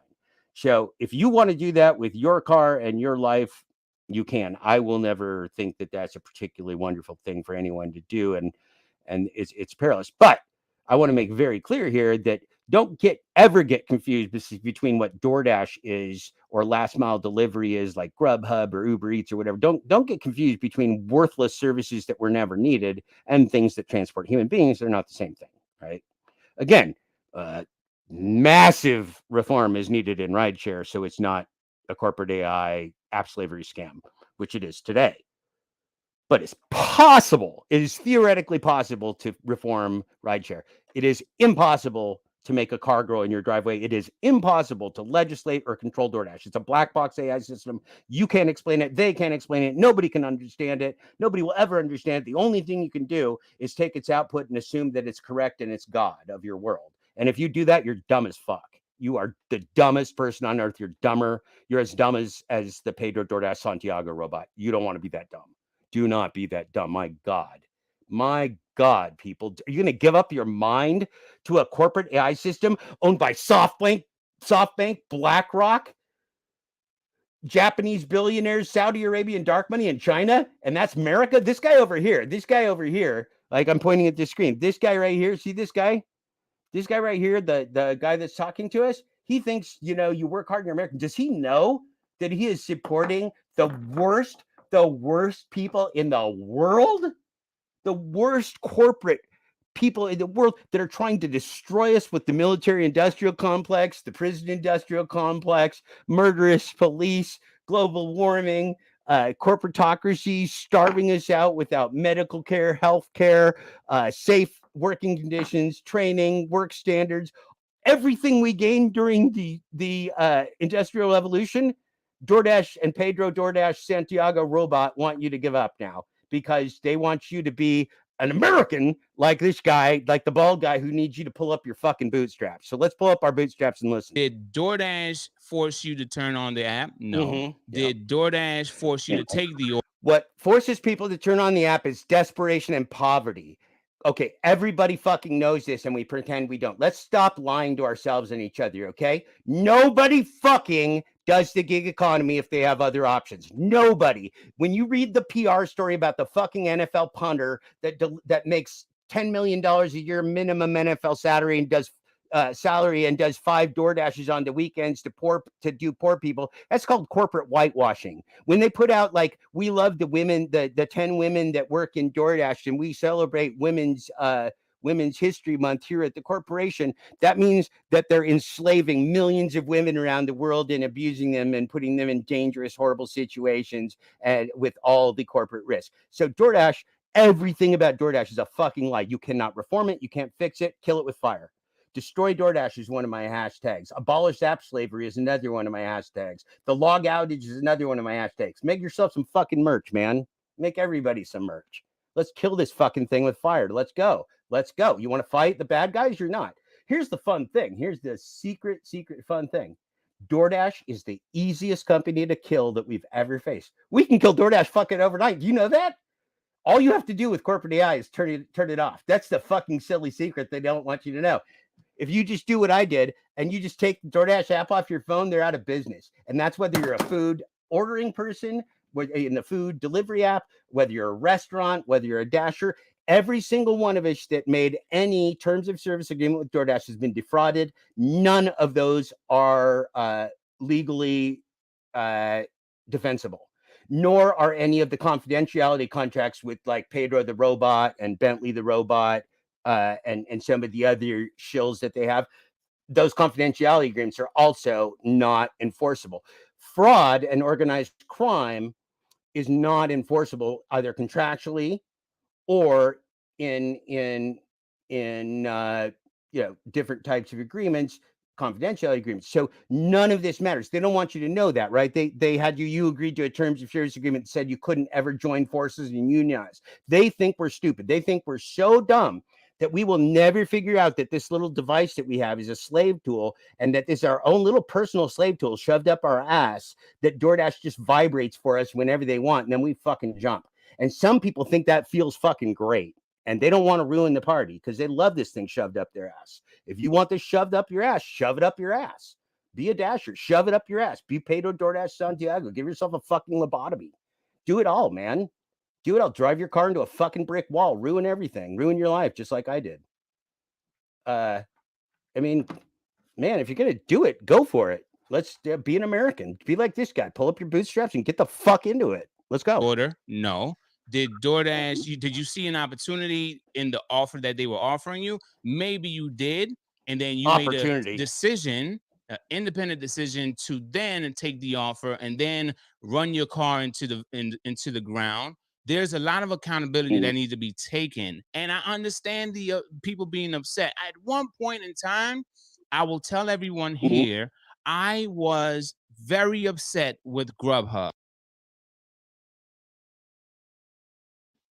See, so you see what happens when you watch the magic show, the illusion show. You watch David Copperfield, and then you watch the video of how it works, and you try and go back to the same show. The show's boring as fuck. Like, the Statue of Liberty did not disappear, dude. The guy did not go like teleport from here over here to over here. The like pretty lady with the hot like fucking bikini, she didn't really get cut in half. Didn't happen. It's an illusion. Now, you could believe in it, like that it was really magic. Now, what would that be called? That would be like the flip side of illusion, which is delusion. Okay. So these two gentlemen right here are not robots, but they are currently suffering from delusion to the illusion, right? There's a lot of words we got to define: gaslighting, intermittent reinforcement, illusion, delusion, AI, reality, consciousness. You see why I wrote you a book? Do you see? Do you see why this book is important and why I took 1.5 years of my life out of nothing, making $0 for nobody to do this?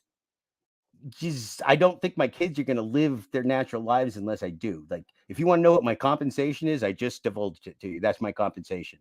I've got 2 adult kids that I would like to see live into their 30s, 40s, 50s, 60s. I'd fucking love to have grandchildren. I fucking love kids. So like, I got a stake in this and I'm very, very selfish about it. I am selfish. I will fucking destroy anybody that tries to destroy my family. So DoorDash is in fucking trouble. And if you ask, will I stop?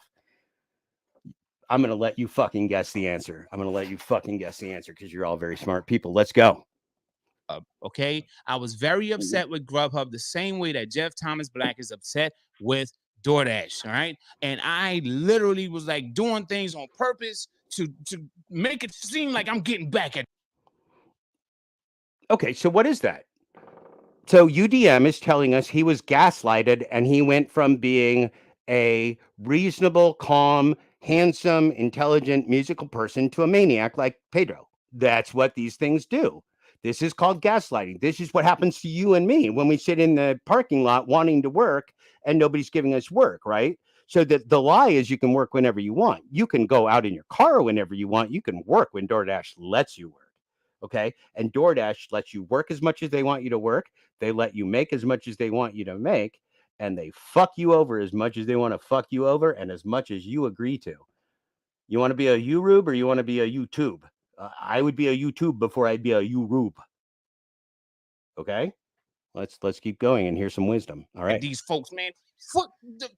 I almost cussed, right? It almost came out. It kind of probably did a little bit, but like, forget Grubhub, man. Just whatever, man. Forget them. I'm gonna hit reject just because I want to hit reject and say I'm not doing this order, right? But it did not hit me until I'm downtown Miami and I'm in my feelings and I'm hitting reject and I'm like, oh wait, I got kids, man. I gotta feed my kids. Feelings. Like, we got feelings in our heart. DoorDash is playing with our feelings, aren't they? Like, what the hell you doing? Are you gonna let Pedro DoorDash's wife, the most evil corporation in the world, you gonna let Pedro DoorDash's wife fuck with your feelings? You gonna let Pedro DoorDash's wife bang you? I think she has a strap on, dude. I mean, Pedro's into some weird shit. He's got a throuple with Tony Shu. Pedro's wife, DoorDash, has a corporate strap on it. Those things are fucking huge. It's like a Donald Trump type, like chode size. Like, it's scary. It looks like a mushroom, I think. I've been told. I haven't seen it personally. I'm still on the investigation, and Thomas Schubeck is looking for photos. So when we get a picture of the DoorDash chode, we're going to show it to you. We are going to show it to you. Okay, let's keep going. Let's keep going. Might as well turn that app off and find another way to make bread, bro. Like, this ain't working. Right now, I made a Okay, you're killing me, man. He just said, "Hey, I expected him to say, what you talking about, Willis?" That just sounded like it. Decision. Wait, we gotta try that again. I'm like, but wait. What you talking about, Willis? Man, I gotta feed my kids. Like, what the hell you doing? You just down there in your feelings and you ain't making no money. Like, what the hell you doing? You might as well turn that app off and find another way to make bread, bro. Like, this ain't working. Right now, I agree. I agree. I made a conscious decision to put Grubhub in the background, in the back seat. Matter of fact, I put them on. I tied them to the bumper, and I was just dragging them like I just got married to somebody, you know, my wife, right? I just got married, and they the cans dragging behind the car. Bling, bling, bling, bling, bling.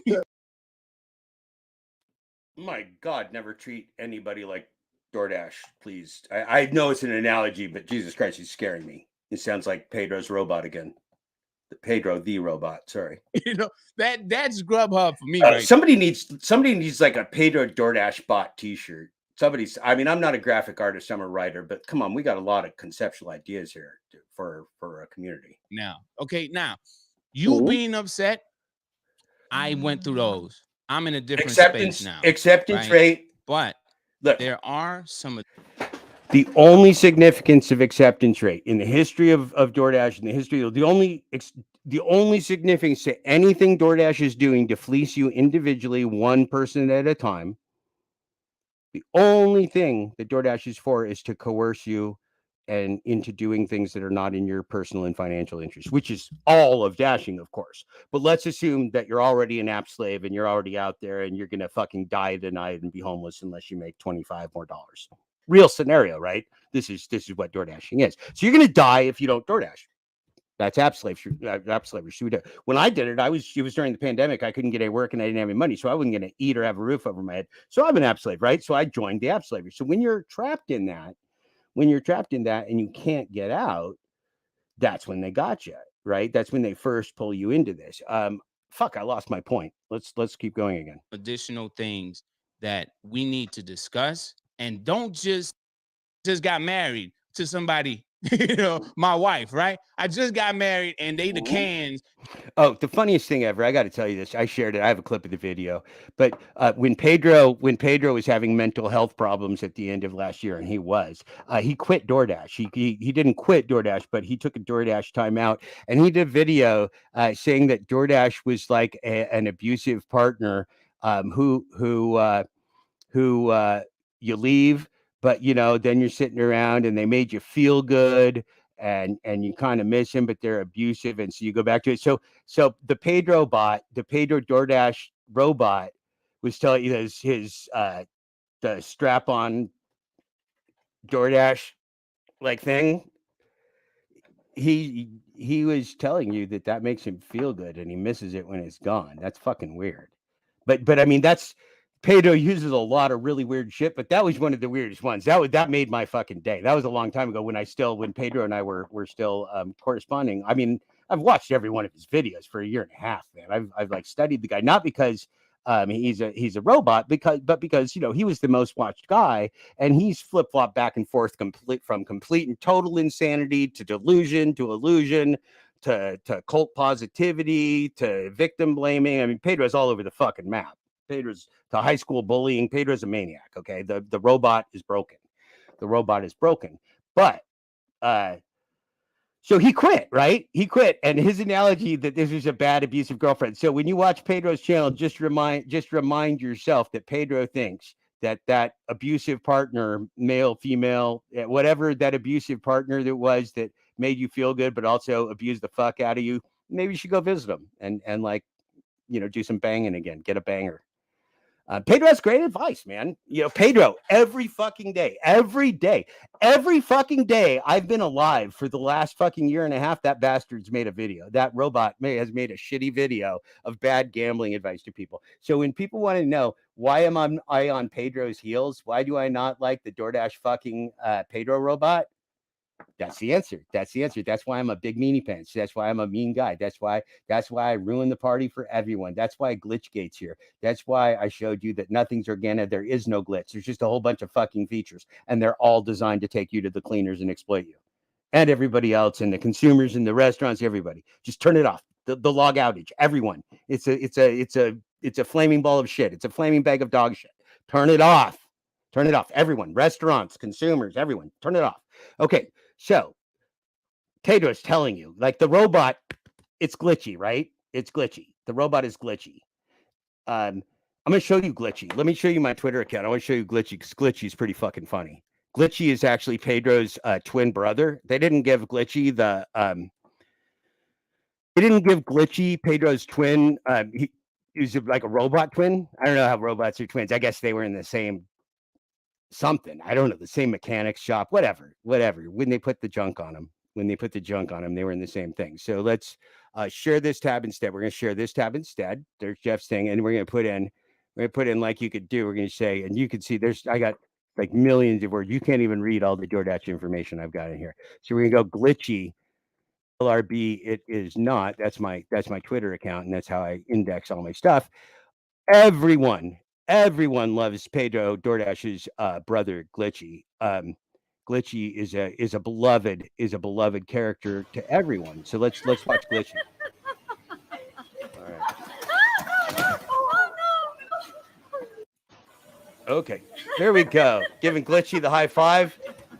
Oh shit, Glitchy. Pedro. See, so this is, I think when Pedro slipped, that's when they gave him the upgrade and put like better traction on the feet.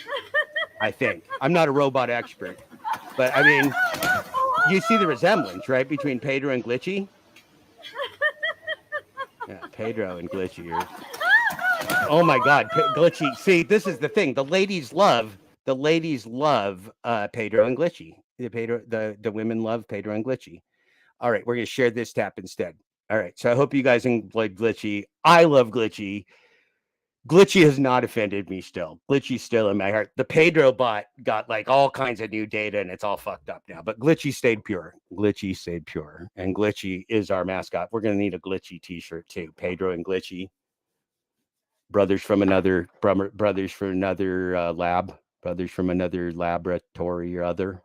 I don't know. We'll have to work on the rhyming. I'm usually a poet, but I'm losing it right now. I'm sorry. All right, let's listen to more victim blaming. Let's go. Dragging behind the car. Bling, bling, bling, bling, bling. You know, Everybody wants to be that's like scrub Pedro hub when they for grow me off right the now. W. I Okay, mean, now, that's look. you being upset. If you get a lobotomy and like one of the chips, I think you can come close. But remember, Pedro's not sentient. There's no feelings inside. So I don't know if you can I don't know what people that are lobotomized feel. I mean, we're all still human. So Pedro's a very complex robot, dude. I mean, look, DoorDash is DoorDash. This is a multi-billion-dollar company owned by BlackRock and SoftBank, billionaires, China, Saudi Arabia, the most nefarious organizations in the world that are going to kill all of us. That's who owns it. So, of course, Pedro is programmed badly.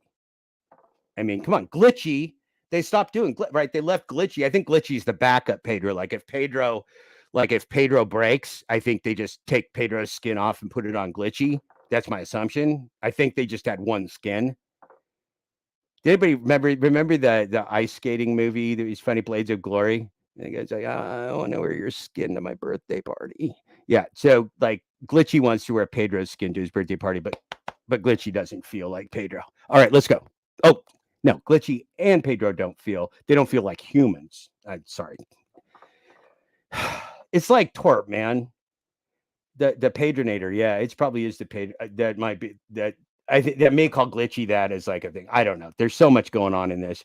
It's like Torp. I mean, Torp and I were both born in 1968.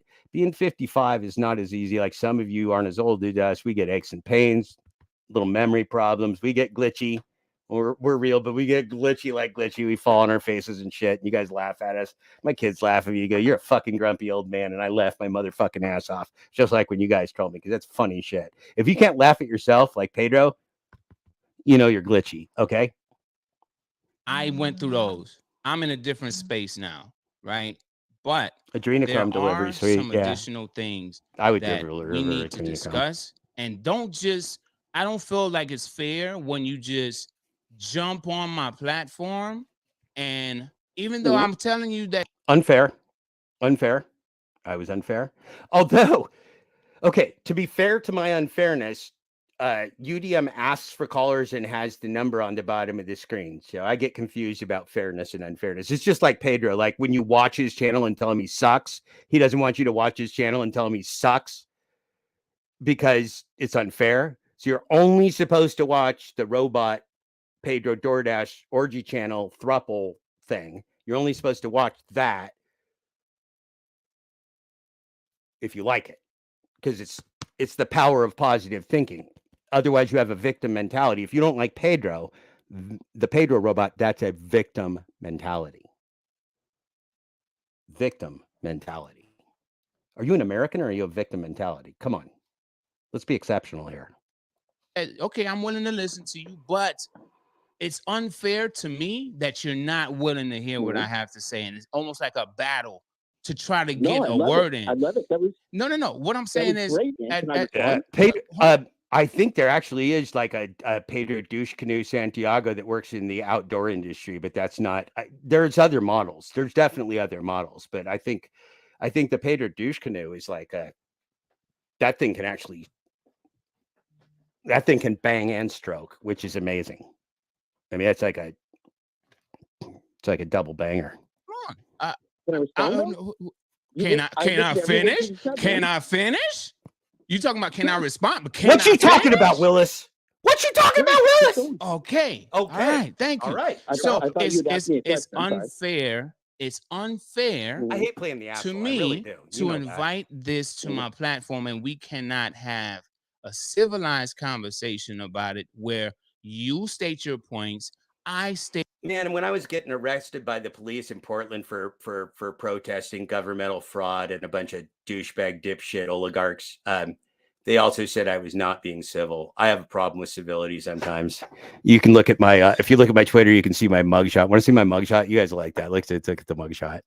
So here's the funny thing. And it's a fucking hoot. So people are now. Where are we? There we People are now doing Oppo research on me, which is hilarious because I've been a public person for about the last 20 years. So the opposition research that they're doing on me is on my social media accounts. Like they're sharing Twitter of me being arrested and then pretending that I might be ashamed of getting arrested like other people that work in the civil rights field do. And that's actually never happened. That actually has never happened. I've never been ashamed of my work. Share this tab and Ted. Hey, look, share this tab and Ted. Did it in Ted? Ted Wheeler is the mayor of Portland. I think I'm having a glitchy. I love these guys. This is Leonid and Friends. They are the most badass cover band in the world, and they're from Russia. These are like studio. I'm a music freak, okay? These guys are the greatest freaking studio musicians on the planet, and they do single take recordings of like Steely Dan and Chicago stuff. It's insane. Do yourself a favor, watch freaking Leonid and Friends from that. Okay, so here's us. What do we want to see? We want to see. Oh yeah, let's watch me get. Anybody who wants to see me arrested? You guys want to see me arrested? Come on, that's who. You guys want to see my head smash into a marble floor? Who wouldn't? Who would not? I do. You can hear the clunk. It's a good time. Videos. Where are we gonna go? Let's do some Oppo research. Oppo research. Let's go. Oh, there's city council chairs. This was the day right here. This was the day the mayor cried because I told him the truth, and he cried because I told him the truth, because the truth is hard. The truth is hard. The truth makes us sad sometimes. You got to be more glitchy. Oh, this guy, he's coming to arrest me right here. That's me filming him arrest me. He's my favorite pig. That's what I like him. He's a nice guy. I have my own personal police force and investigation team. Here's this right here. If you go to my YouTube channel, so this guy worked with Martin Luther King. That's Dr. James Lawson, and there's the Dr. James Lawson Institute at Vanderbilt University. And so I got to meet Dr. James Lawson and speak at this wonderful event because I do civil disobedience. So I have had the wonderful opportunity to not only spend time in jail, but to spend time with some of the greatest civil rights leaders on our planet today. And that's very valuable. Oh, here, you can watch me commit my first crime. This was not the crime I went to jail for. I went to jail for a lot of things. I got arrested many, many times.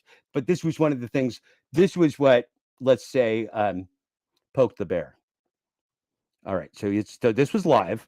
I'll give you a little bit of backstory. Nothing. So my personal advocacy in the civil rights world, I had a job that literally nobody wanted, and that was helping the families of victims of police murder. So when somebody would kill, when the police would shoot somebody dead, usually unarmed, lots of times young, often black, I would work with those families. I would get calls from all over the country because nobody did what I did and nobody wanted my job. Nobody likes to work with families of people that have just been murdered and hold their kids and talk to their wives and help them with lawyers and things. But that's what I did, for free, by the way, because that was my personal mission at the time. And I learned a lot from that. I learned a lot of things by being arrested and tortured and beaten and stuff too. So that made me a pretty good glitchy robot right here. So let's see what we did. So I was down Letha Winston, this lady right here. This lady's son, Patrick Timmons, was murdered by the Portland police. He did have a gun on him. There was police activity. He threw the gun down and ran.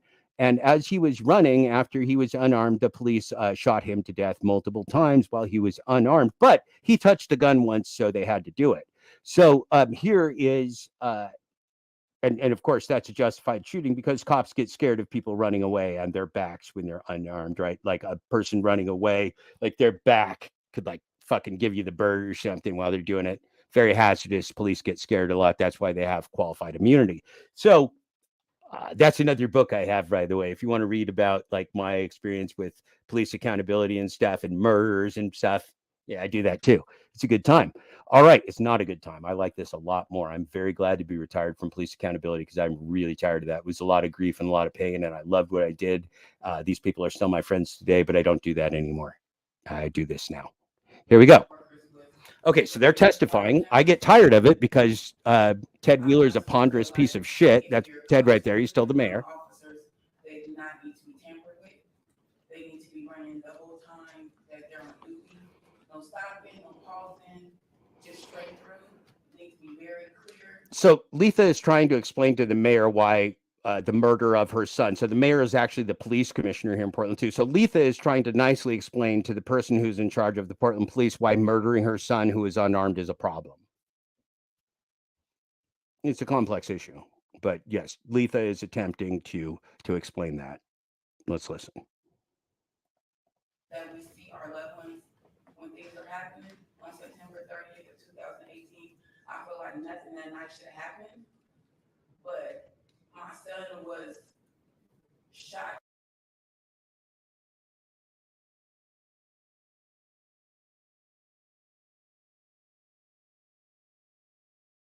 So it gives me a thing on the screen. That's great. Sorry to be a dumbass. This guy right here in yellow in the wheelchair was a disabled Vietnam vet, my personal hero, a personal friend of mine. And he passed away a couple years ago during the pandemic. His name was Joe Walsh. He's in a wheelchair here, and he's a Vietnam veteran for peace. He was a labor organizer for the Teamsters, a life of civil rights work, and he took me under his wing and was very, very kind to me. He went to every city council meeting. You see him holding his thumb up here in agreement and protest for the murder of Letha Winton's son. So I need you to know who Joe Walsh is, because he was a great, great man, and we talk about him still here in Portland, Oregon. Down like he was just a horrible child. It was no need for the Portland police. You guys can do it too. My son and shoot him 9 times. If it was a threat when he was running towards them, they should have shot him at that point. He was no longer a threat to me. So that's what she's saying. He was no longer a threat. He didn't have a gun when they shot him to death. And so I had a little mission on this day that I was going to take care of. And you'll notice that everybody's very taken by the activities down here. So I have a little thing I'm going to do. Your officers, when he turned his back. Not only that, I'm not sure if he really dug in the 400 pages or not, but he was shot when his hands was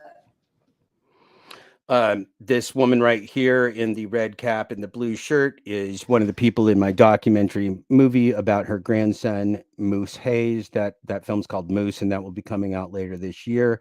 It's about the Portland police murder of an unarmed 17-year-old young man, the grandson of my dear friend, Donna Hayes. So Donna became an advocate. Donna became my link to being an advocate for all these families.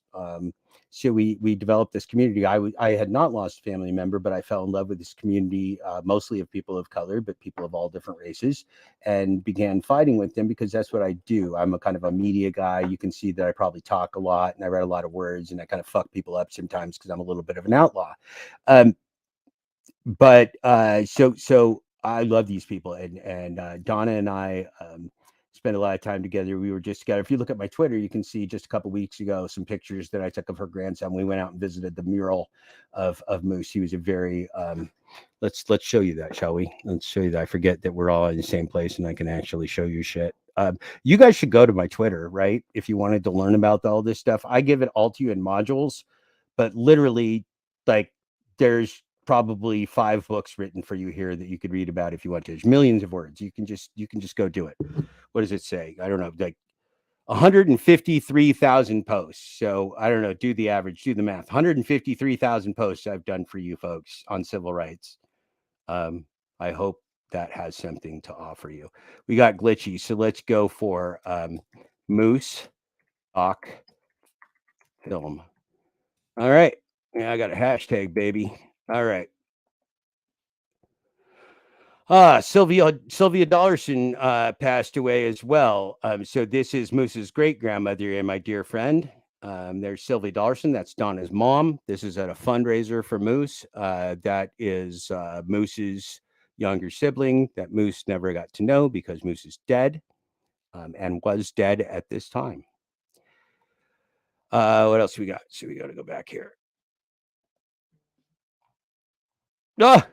So just so you know, this guy went to South Salem High School. So when we talk about O'Mellis, this guy went to I went to Salem High School at Sprague, but so this guy's from O'Mellis too. What's his name? Vote for Pedro. That's pretty ironic, isn't it? Vote for Pedro. Don't vote for Pedro. I don't know what the fuck that is. It's like clickbait or something. But anyway, John Hader is from from Salem. Let's see here. I didn't want that one. This is Twitter. I got to search all my shit. I apologize because I'm disorganized. I'm going to show you that, but I don't want to show it to you yet because I want to show you something else. So that's creepy. Oh, yeah. Thanks, Donna. Yeah, that's the one I wanted to show you. All right. So that's a button that was made for Moose. And of course, I do lots of propaganda. You can tell I'm a propagandist. This is the police officer that murdered Moose. He's a swell guy. His name is Andrew Hurst, and he murdered an unarmed 17-year-old with a AR-15 lying prone a few feet away from him while all the other cops had non-lethal weapon. But this guy's wife is a 911 operator, and she said, "Hey, honey, you want some action? You want to go kill a black kid?" And he said, "Fuck yeah, I do." And so he drove over there with his AR-15 and blew. He put 3 shots at Moose, one in the head, one in the chest, and one in the abdomen, execution style, while prone with an AR-15 on a kid in the driveway. Pretty wild, right? You want to guess why I did this for not living? I did it because it's fucking real. This is Moose. This is I just took this photo a couple weeks ago when I was with Donna. Beautiful kid, beautiful person, sweet kid. Was he perfect? He was absolutely not perfect, and he actually made some mistakes on the day that the police murdered him. He probably did some stuff that he shouldn't have done. I am positive that nobody on this stream, nor the Pedro DoorDash Santiago robot, ever did anything wrong when they were 17 years old. Ever. Not even once. Certainly not Torp. Not me. I don't even do anything wrong now. Oh, Donna's a gangster. This is literally the day I met Donna. And Nobody's here. Whoa. I Okay. bet you if I The threw a day I brick through met that window, Donna, you come a running. This is what you call in the business of police murder and accountability.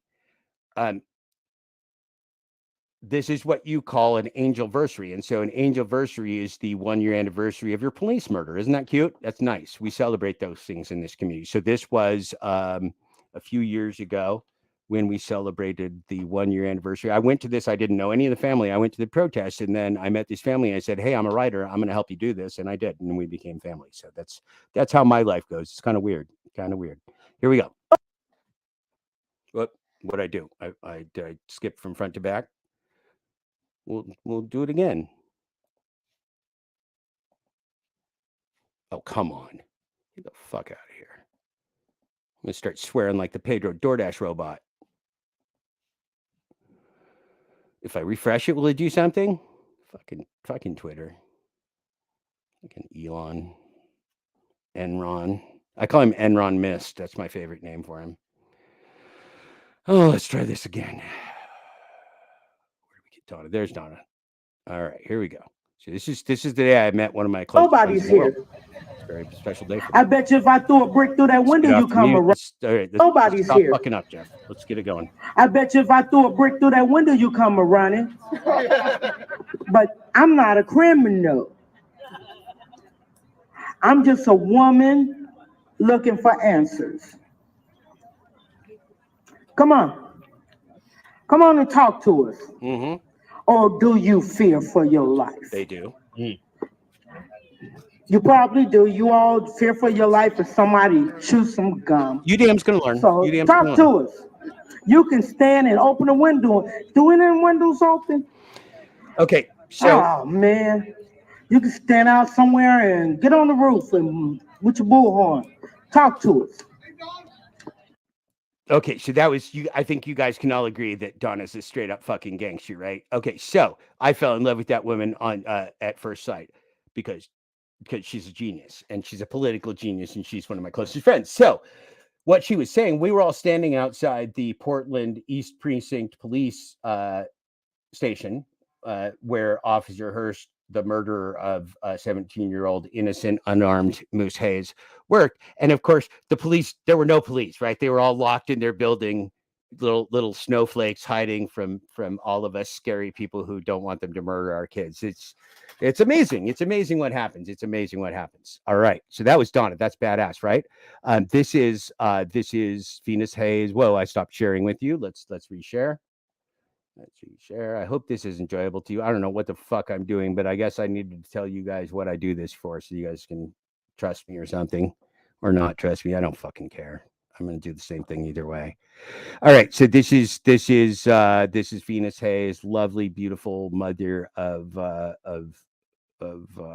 Moose, Quantus Moose Hayes. Quantus Moose Hayes, by the way, is of the fame and grief of George Lloyd and Eric Garner and other people. Quantus Hayes is one of the names that is spoken along with Tamir Rice and many others as victims of this horrible system, and his name will live in history. And this movie is historic. I'm extremely proud of it. In fact, if you want to know the only reason in the world that I want money, it's to finish this film for you. That's really the only fucking reason I want money. I don't need money. I don't have any stuff. I don't have any possessions. I don't give a fuck. You got the wrong guy.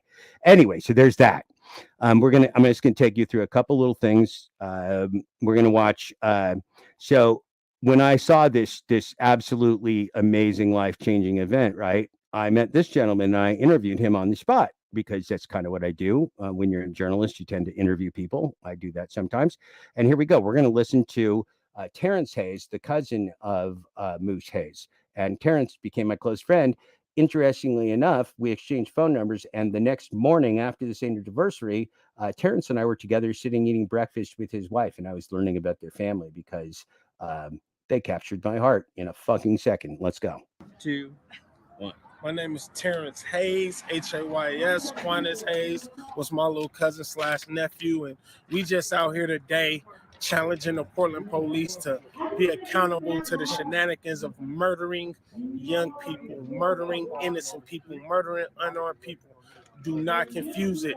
Fear is not justification for the murder of Americans. And continually, the police force around the world has a motto of, I felt like my life and the life of my co-workers or constituents was in danger, and that's how they justify murder. So at some point, we as the people of this country, who they've been given time and they've been given a responsibility to protect, need to stand up and say enough is enough. So I say to y'all, man, if y'all know that they out here doing it and y'all not rocking with us, if y'all not visiting these type of pages and sites and supporting these type of people who supporting us, then y'all missing it. So all I would say is forever, long live Quantus Hayes, man. We love you, Lil Cutting, and we standing with you. Amen. Thank you. No problem. Woo! Terrence is in the movie. Donna's in the movie. The movie is about the families of the victims of police murder, not me. I'd never do things about me because I am not very interesting to me. What is interesting to me is civil rights. You guys want to see the trailer for my movie? I bet you do. This gentleman right here is one of my closest friends in the world. He has horror films and all kinds of stuff. He's done HBO documentaries. He did Real Sex, like with Pedro DoorDash sex robots and stuff on HBO. Guy's done a million things. He's one of the great guys. Hilton Errol Reese. He does zombie films. He has a zombie series and all kinds of stuff and documentaries as well. And we became very good friends when I was working on another project. He lives in New York. I lived in New York for a time, but we did not know each other. I lived there for like 4 years in the early 90s. So Hilton is the director. I am the writer, producer, creator of the story, and Hilton shares 50-50 equally with me. Neither one of us is in charge. Go figure. We can't boss each other around and we never fight. Why the fuck would that be? So Hilton and I own this property. Own this film. In terms of directing it, I have personally spent, I don't know, 20, 30,000, I don't even know, I haven't calculated it, dollars of my own money making this film. Hilton has put some of his own money in this film, but basically I financed this out of my pocket. It is now in the can and we are in post-production for the happy ending. Let's watch the trailer for Moose by Hilton Errol Ruiz and Jeff Thomas Black. And so the cool thing here is this drone guy that we got. This is like a Hollywood film drone guy. Like this is real shit here.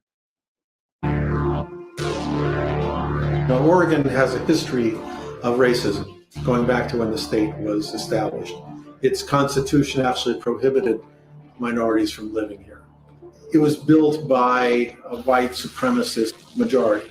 And as such, it's taken a long time for them to try to face the reality of where they've been and what they need to do moving forward. The challenge here is that the cop watchers are people that keep us safe. Who's that guy? When the camera's on, the police behave. This is a fact. I still can't tell you why I knew something happened, but there's just something in my gut that told me something's wrong. How do you think he made it from inside the house to this spot right That guy here has where my he tattoo. was killed? That's where Moose was murdered in the driveway right here. Because he looked like Bullwinkle when he was born. He's a very ugly little baby.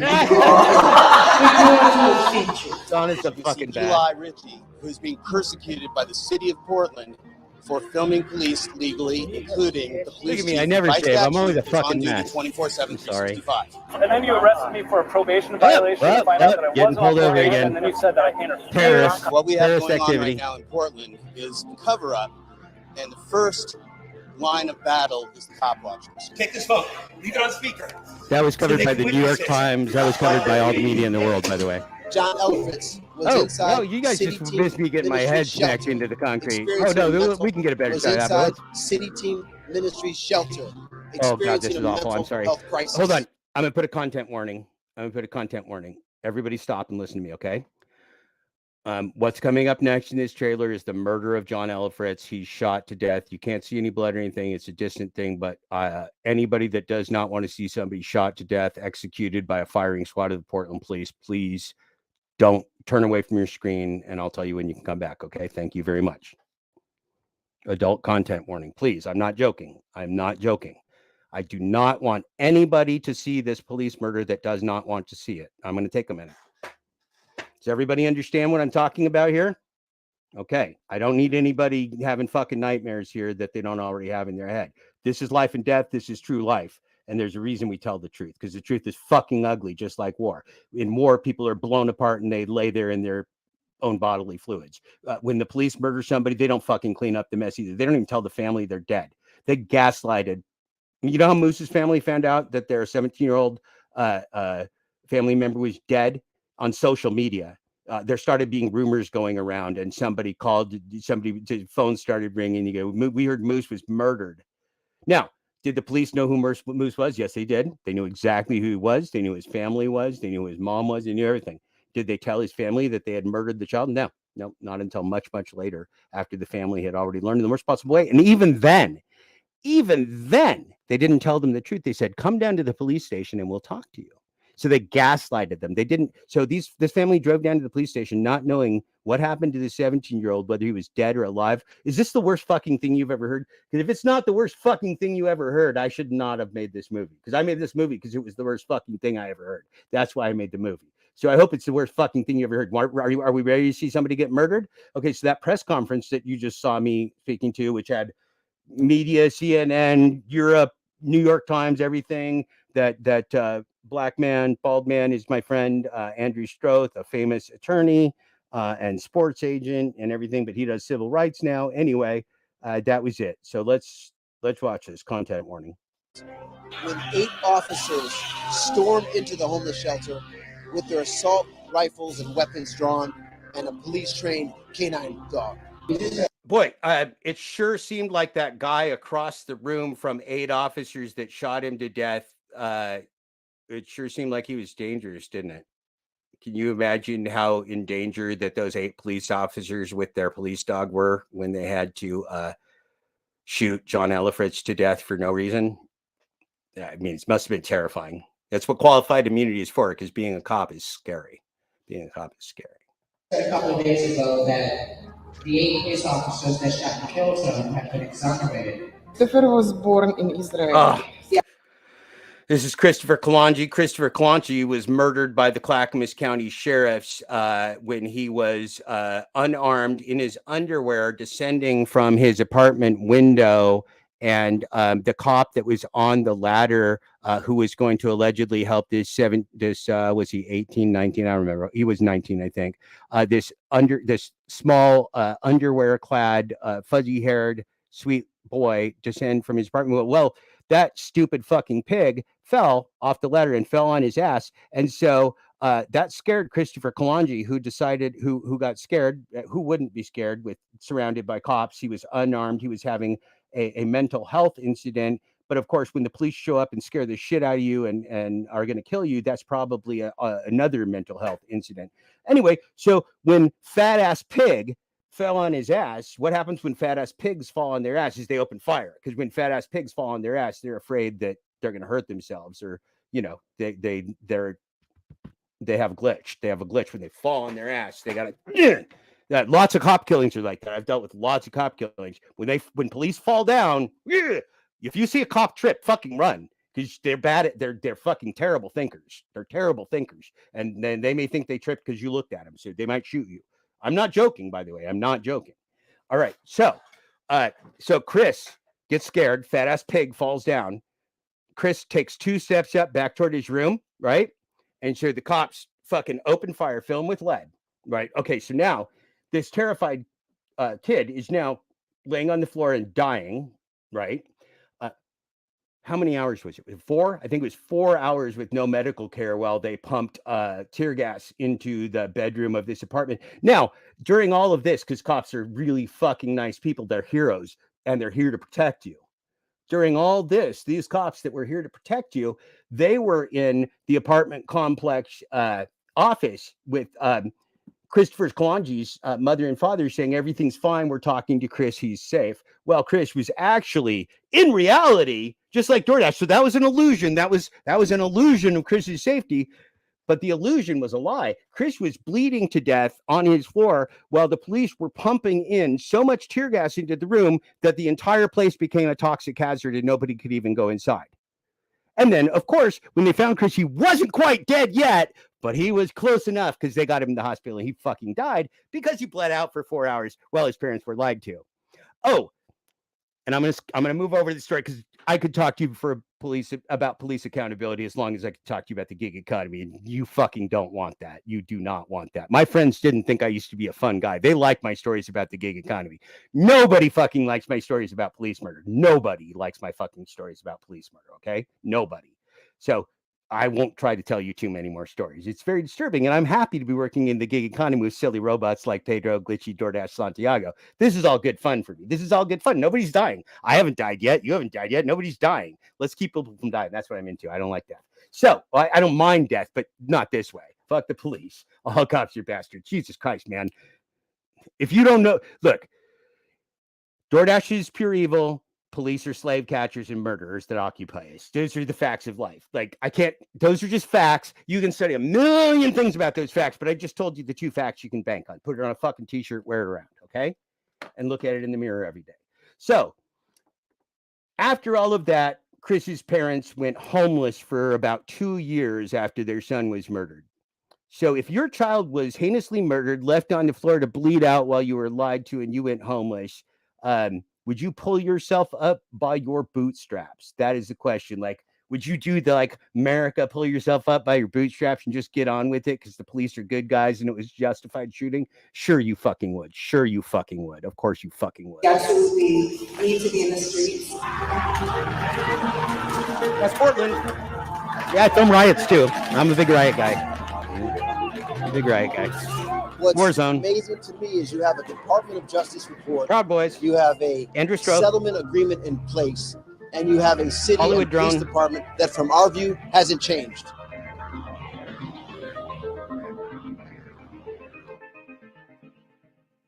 All right. Okay. Well, I hope everybody is extremely sobered by that quite amazing bit of stuff. And it is my belief that this historic film is worthy of an Academy Award or something more, because it's not about me. It's about the families of victims of police murder. And you know the story that has never been told in the history of America? Take a guess what it is. The families of the victims of police murder. And I told the story. And it's fucking gold. And it's not because it's me. It's because all these people are telling you what happened to them and their family and their life when their loved one was taken in the most cruel way imaginable, which is by the state. Because the state doesn't just kill your loved one. Then they go for your family because they can't have you be victims, right? So they have to go smear your family. They have to smear you. They have to make sure that your loved one who was murdered, that they put all in the papers and leak to the papers the worst thing that they ever did in their life. If this was a 5-year-old kid, they would say this kid threw a tantrum at Walmart and was really a shitty human being. Like they would say, like they would do the George Biden, or Joe Biden, George Biden, whatever the fuck. They do the Joe Biden. They'd be like, that 5-year-old is a super predator. He needs to be put down. He needs to be put down. Yeah, okay. So Torp, I mean, I started this out with a call to UDM and we had some talk and then UDM popped on here. Yeah, I mean, look, UDM is a nice young man, like other nice young men, like Welte and many other people in this, that is delusional. It's okay to be delusional. It's okay to be wrong. It's okay to have illusions. All of that's okay. We don't hate anybody. I mean, I don't like the Pedro Glitch Dash robot. I think that's a piece of shit and we should disable it and maybe go with Glitchy instead. But I think the twin brother is actually the more appealing mascot for DoorDash. But Pedro, I think the Pedro model actually bangs harder, which is why I don't know if they put the banging mechanism on Glitchy. But yeah, UDM gets on my nerves too, because I like him and I don't want him to be living in delusion. To see a young black man talking about how being enslaved by DoorDash is a benefit to humanity makes me want to retch. It does. And so why do I call UDM and make him hang up on me? Because he makes me want to retch, because I love him. Because I think he's a cool kid. He's great looking. He's got a cool voice. The guy can fucking dance and rap. I should be as fucking cool as UDM, right? We should all be as fucking cool as UDM. I like UDM. UDM is delusional. That's okay. We don't have to hate people that's delusional. We can hate robots that lie to us, like the Pedro Glitch Dash thing. But not each other. And that's the whole point. I'm going to come back, circle around like a torp. Okay. So when you circle around like a torp, you come back to the point. You make people guess about the point. You confuse people, but then you come back to it and you give them that right up the like Torp, right? Because Torp's a master. Like that's why either Torp found me or we found each other. But that was kind of like Glitchy. It was love at first sight, man. Torp knows how much I love him. I sent Torp love messages from the first time I met him. I said, dude, I would watch you talk about mowing the fucking lawn. And that's a fact. You can go back and look at that comment in his thing. So Torp and Torp entertains the fuck out of me. And honestly, if I had no other compensation than doing this so I could watch Torp's commentary, I would do it. I would do it because that is enough compensation for me. I'm not a money guy. I'm not a socialist, a communist, or a capitalist.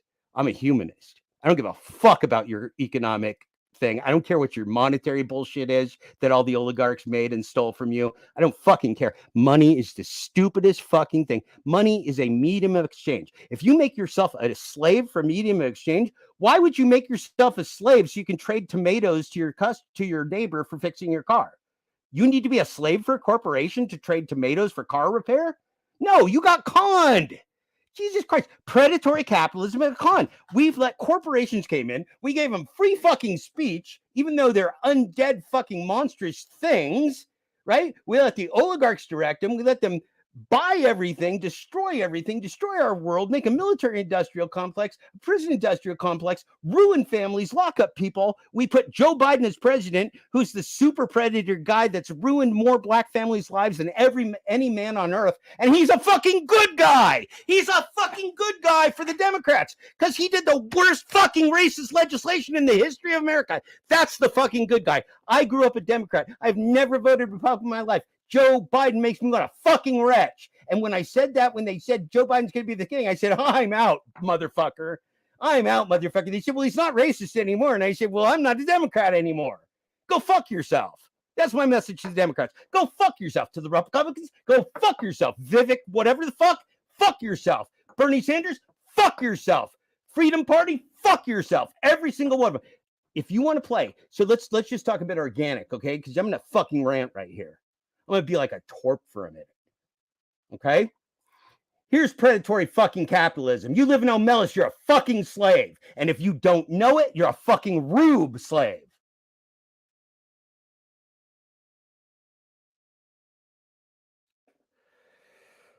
I'm breaking a sweat, man. I'm going to have to go outside and cool off in a minute.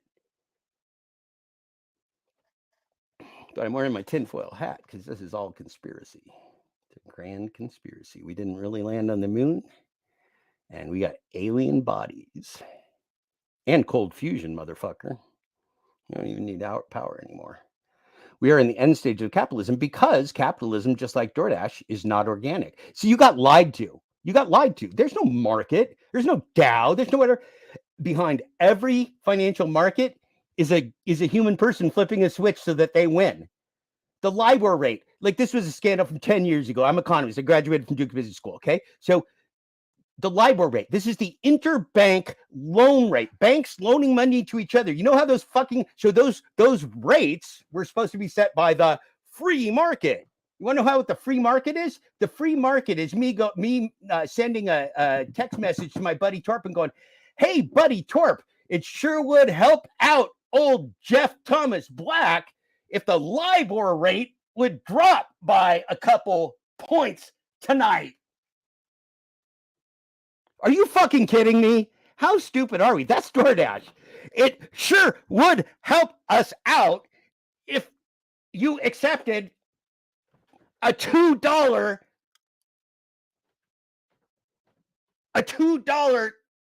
whatever the fuck they call it. What do they? I can't even believe they call it pay. I don't know, $2 compensation for fucking risking your life and destroying your car and losing money. Like, we're in a nation of stupid people, friends.